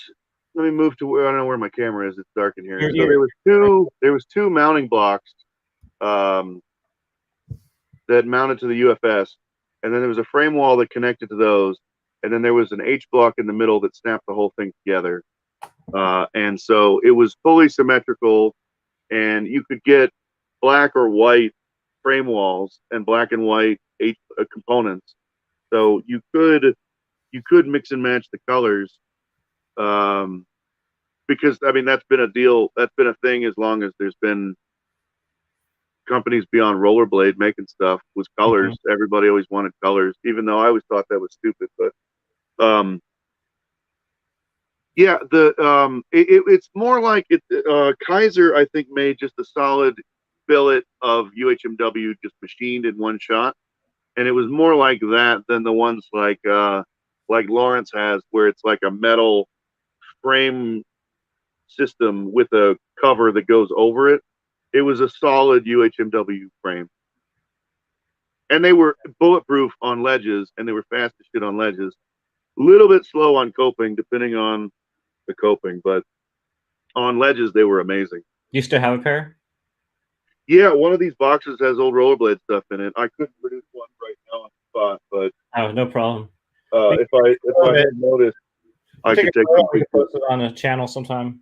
Yeah, Um, and when it goes to like skate design and stuff like that. You were into tech, this kind of tech side of stuff back in the day, and you always like one thing you were always talking about was like cuff design. Yeah. I feel like that's never been touched on. I don't think cuffs have really changed or have been a focus of change or discussion really. What was your like your theory and your whole thing on cuffs and cuff design back in the day, and what do you feel about cuffs today compared to the ones that you didn't like so much? So as far as cuffs are concerned, my thing was the cuffs need to be higher. I always thought that rollerblades should look more like ski boots. Maybe not as hard as ski boots because you need to be able to bend your ankles and stuff on rollerblades. But when I was really good and I could do like front torques on ramps and rails and things for an almost unspecified amount of time, like distance. Um, I had double cuffed a pair of Razor skates where I made like an extension out of an old pair of cuffs and bolted a second pair of cuffs on top of that. And what I found is when you're doing a torque, if you can push against a really high boot with like your shin, you get a huge amount of support. And so doing a torque or a fish brain or a backslide, it's not just your ankle holding you up. It's not just a little muscles and bones and tendons and things in your little ankle. It's like the big muscles of your leg holding you up. And so, I always thought cuffs should be higher. And I mean, and I was really disappointed because, there were skates like the Argon, the Oxygens back in the day that were way, way ahead of their time and had none of the problems that modern skates have. For instance, there was no heel lift because it had the overlapping Coke shoelace closure. The cuff was floating, so it had a lower limit and an upper limit of how much it could flex, and it wasn't merely flexing; it was also sliding on a slot, and that was amazing. It had buckle protection. It had metal buckles. Um, it had a pretty crappy H block, I will say. Um, and there was no sole plates at that time, which was a later development. But I always thought the cuff should be higher and probably softer, or possibly composite materials where it's maybe harder on the inside and softer on the outside. Right. I thought that there was a lot of directions that cuff design could have gone, and nobody really seemed interested in pursuing it. Since that time, a lot more people have gotten into like intuition liners and higher cuff liners, and a lot more experimentation is being done now. And with the kind of boom in rollerblading companies where people like Dustin are able to 3D print stuff, which was the beginning of Wish with Cletus and everybody else who's involved with that. You know, I at one time or another, I really thought 3D printing, if it ever came to rollerblading, would take it by storm, and it kind of did, and it kind of didn't. The way that the mushroom blading guys, Joey and Todd, the way that they have been able to do lots of cool stuff and get stuff made and encourage other people to make cool stuff is really, really cool. I just wish that more of that stuff could be used to make grinder blader stuff, I guess is what I would say. Mm-hmm. Like the to me, the famous gap that Haffey did in Drip Drop, where it was like over the big giant Right. gap. He did it 2 or 3 times, and I really, really think that different skates, different frames, different hardware, and kind of outside of the box, for lack of a better word, skate design, probably he could have landed that gap. So I don't disagree with you, but I also think, I've talked to several people about this. You look at Haffey skating those original remedies, this big stuff he did on nose skates, which were like the last skate that you should be able to jump some huge gaps on. I always think, if he would have had a modern skate today, like the level of craziness he would have been on Well, I'm thinking something more like an 8-wheel frame with a bunch of 80 millimeter wheels with like a ski boot style boot. Mm-hmm. Where I mean, if you look at the gaps that guys are doing on skis and snowboards, they're doing 200-foot drops and shit like that. Oh, Like, insane. I mean, that jump that Happy did on skis or on a snowboard, assuming it was from snow, snow to snow.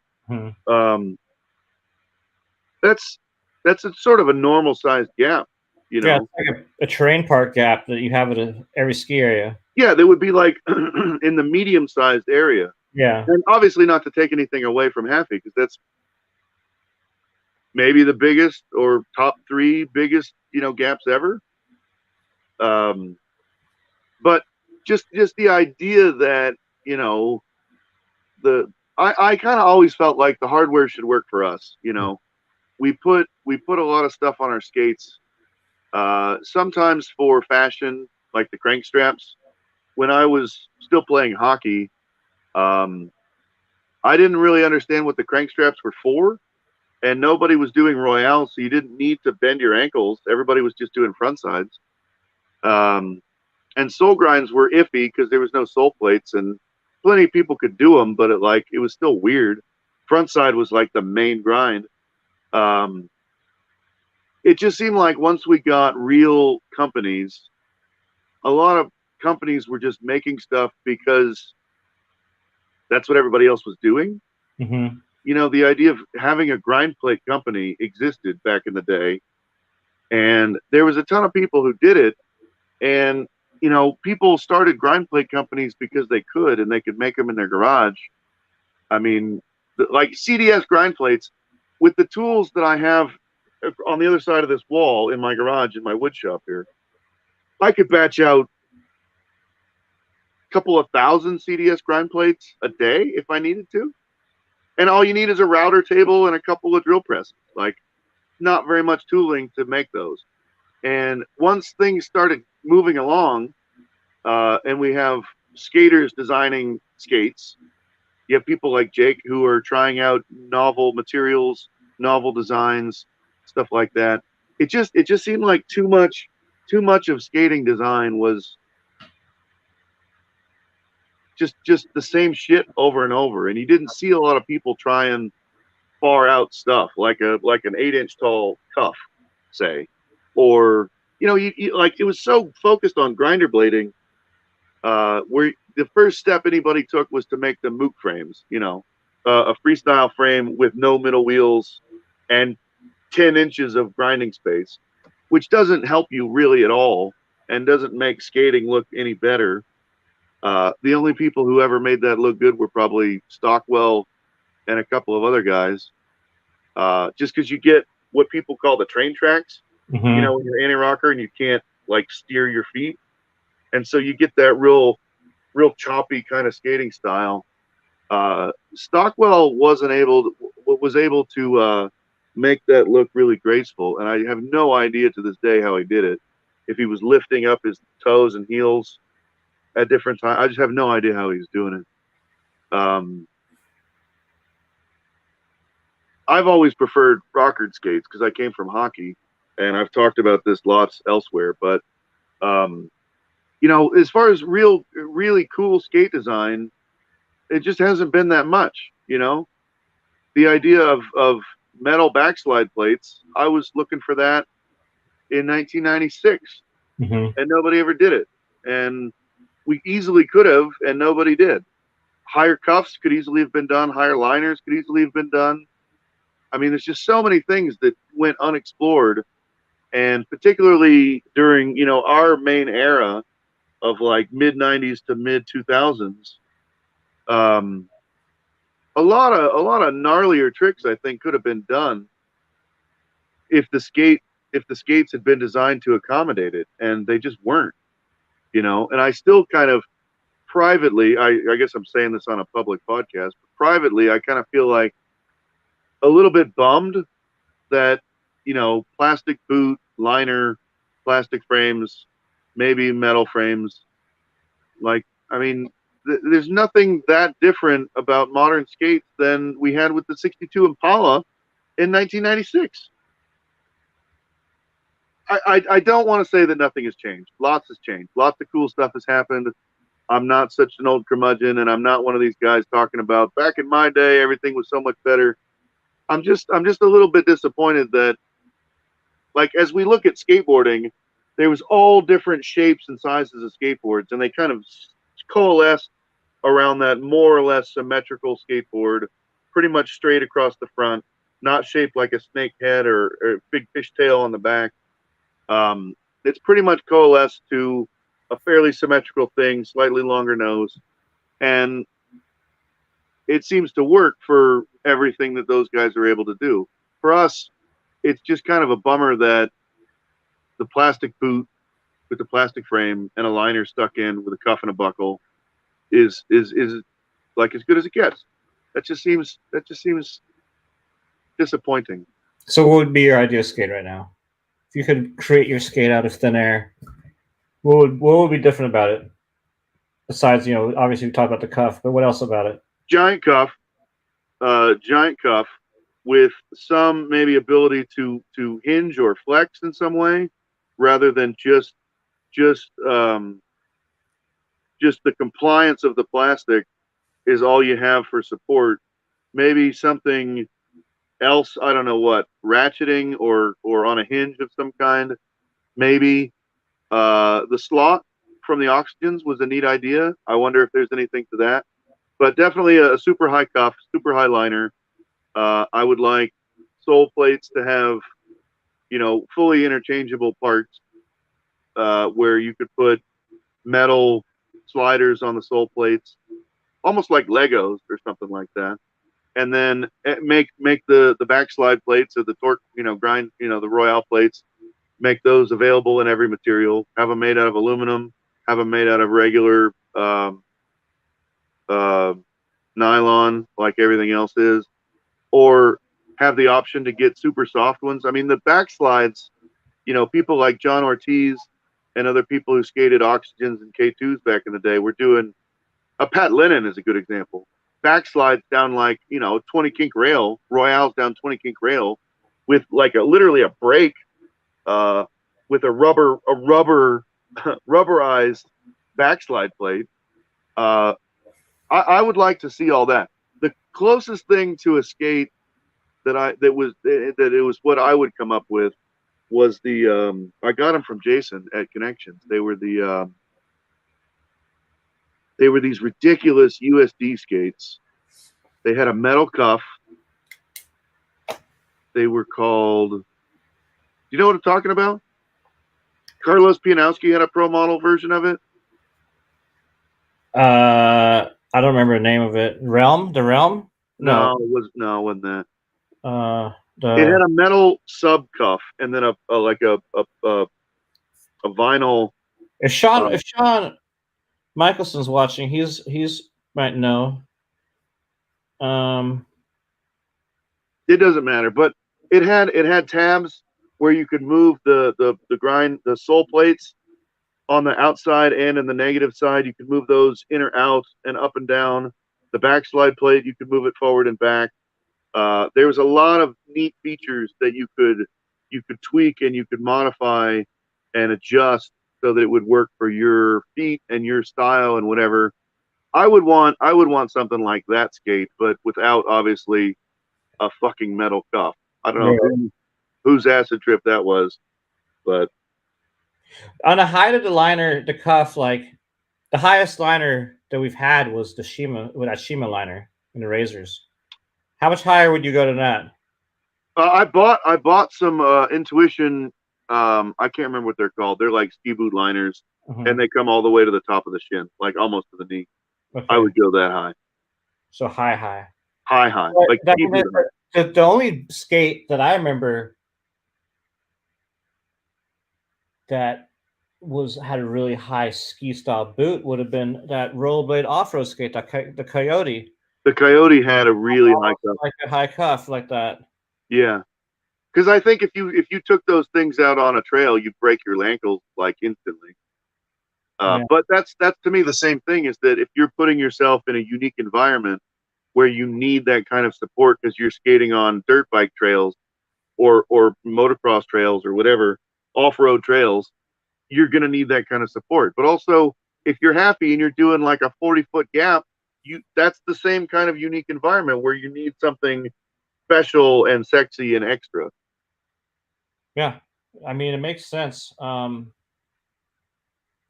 It's interesting to see what's going to happen. I mean, I do feel like, with the whole wizard style skating and all the different frame brands coming out, making all sorts of different frames options, with the different types of rockers and stuff. Those are really cool. And I know you coming from a hockey background, I've been doing a bunch of ice skating lately with my mom, and I've got the wizard frames, the PR80s, and it's just like ice skating, Yeah. That's cool. It's like doing figure skating on hockey skates with some but not, it's different, but it's the edging, Yeah. And I feel like you would actually probably enjoy those frames. I've never got to ride a pair. I might buy some.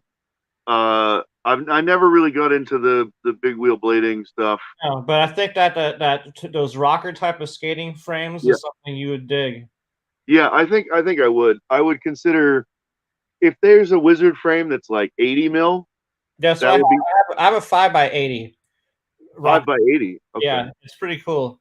And it's got that so-called natural rocker touching. So you either have your middle three touching, or your back three, or your front three. So you pivot. You do your pivots. Okay. It's pretty cool. And then they have like a 4x8. They have different sizes. They have like 5x72. There's all sorts of options, Okay. But I think you would enjoy that style skating. I want to let everybody know we're approaching 2 hours in this interview, and I don't want to go much over 2 hours. I had a lot of questions for Frank that we didn't get to, and if Frank's down, I'd like to have him back on the show again in the future. Round 2. I'm down. I want to go through some questions we have in the live chat. And if anyone has any questions they want to ask Frank before we end, go ahead and post those in the live chat. And a while ago, about 20 minutes ago, another Austin legend joined the live chat, and that is Jay Garink. Jay, dude, call me, asshole. Call Frank, Jay. I don't have your number. Call me. If you see Jay, see the little logo next to Poorly Planned? That is the shirt I'm wearing. Jay is the designer of this shirt. This is Bird Swim. This is one of my favorite rollerblading brands ever in the history of blading for t-shirts. Out of Austin, Texas. Jay doesn't do them anymore, but he should re-release them because they're awesome. Yeah, you should, Jay. Great artist and great skater. And speaking of big wheel blades, he was the first person I saw do some really cool grinds on big wheels at the box sessions in Austin. Yeah, I watched that not too long ago, and Jay was crushing it. He did a fast slide across the box, backside fast slide to fakie. Yeah, it was amazing. In those 72s or 80s? No, they were like 80s or something, 80s or 90s. And then Shawn Michelson says, I've been wanting to reach out to Frank about cuffs since you dropped him in the Justin Thursday interview. So, we talked about cuffs a little bit. Hit up Frank on Instagram. I don't have Instagram. You don't have Facebook.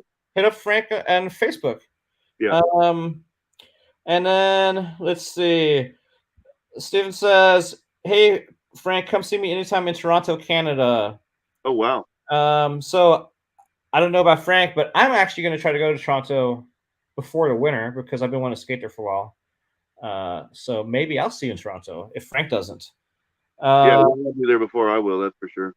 I would move to Buffalo right now. My wife is from Buffalo, and I would move there in a second. I have a feeling that having moved out here to Colorado for so long, when we retire or when we are in our old age, older than now age, I guess, I will probably wind up living on the East Coast, and I would move to Buffalo. I would move to Buffalo right now. Yeah, well, it'd be close to me, and then we can go skiing. That'd be dope. If we can still ski by the time that happens. Oh, dude, I plan to ski until these guys in the mountains are like 100 years old. I know. I've seen some motherfuckers like 100. Literally, all that cold weather keeps your arthritis at bay. So, not me, we were talking about the Grauls. No, they weren't Grawls. Those were Roasties. Okay. And then we had some adult dating site spam in the channel. I blocked that. Ray Soto says, we need titanium frames. No, that'd just be too heavy. What were those skates called? Let me see if I can find it out. The USD Legacy. Legacy, that's the one. So both Shawn Michaels and Jason Howard win the Cool Person Prize for giving us the name of that. Yeah, they had a metal cup. It was ridiculous. I think that the USD Aeon is really cool. I think that that's a really cool thing. But yeah, the USD cool. Legacy, that's the closest thing. If it had like a ski boot upper and that is a lower and everything was adjustable, that would be what I would design in a skate. And Shawn nailed it. They had good intentions, but awful execution. 100%. 100%. He's dead on with that. And Jay says, we all love Jay here, and we miss you, Jay, for sure. My wife is finishing up her PhD, and I wanted to hit you two up. So yeah, get in touch, Jay. Jay, where's my pointer? You're pointing at Jay right now. My girlfriend's doing a PhD as well. So tell your wife congratulations. Yeah, my wife has a PhD too. Like we got the PhD ladies. Yeah, just us dummy boys over here. And Steve, is it Steven or Stefan? I think Stefan. I totally remember that guy, but I can't remember how he's pronounced his name. Yeah, if you're ever in Vermont, that's where I live. Hit me up. And that looks like that's it for the questions. Is there anything you wanted to talk about and touch base on that we didn't mention in the podcast?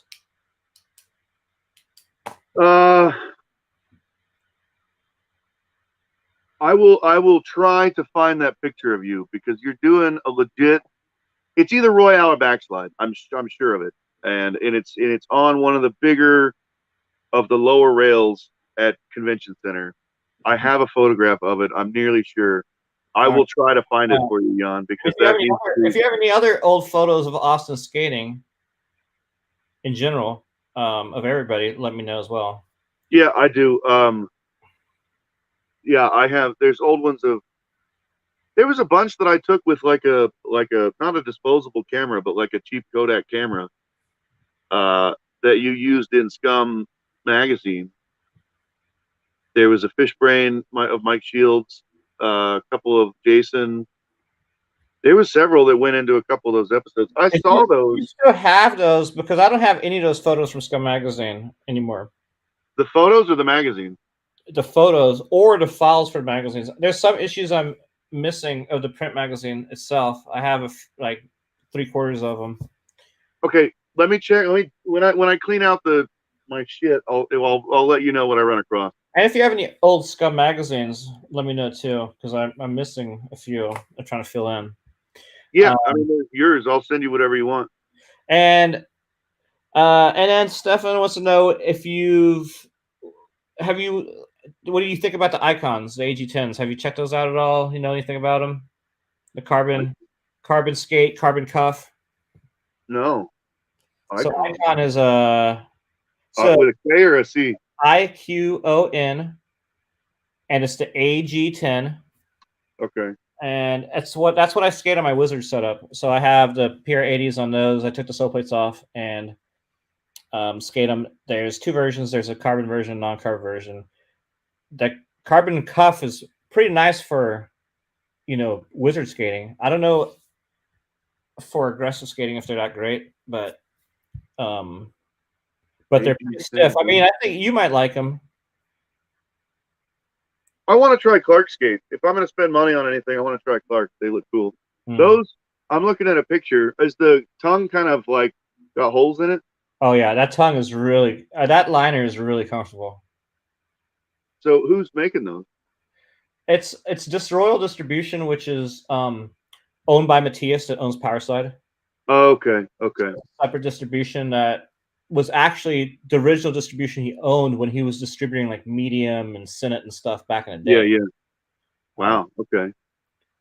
So it's like, you know, It it's looks cool. I would like to see a pair in real life. Um, I see several pairs from Reddit with big ass wizard frames on them. yeah, they're pretty good wizard setup boots. And then there's the AG20, which I said it's like the carbon free version. Oh, I'm looking at you uh, with a cap and a big. You must have got a haircut since then. But did Maybe, you do a review of those on YouTube? yeah, I did a video on them. How long ago? Oh, it was before Robert Guerrero went to so it was the beginning of summer because I did it with Robert Guerrero. Okay. Okay. Yeah, they look cool. I've never been a huge fan of USD cups. I always thought were too hard. Mm-hmm. And all the guys who shredded those back in the day, like Dominic Sagona and everybody else, I don't know how they did all the tricks they did with those cuffs because I couldn't do them with those cuffs. I always liked the softer material they used for the Razors cuffs.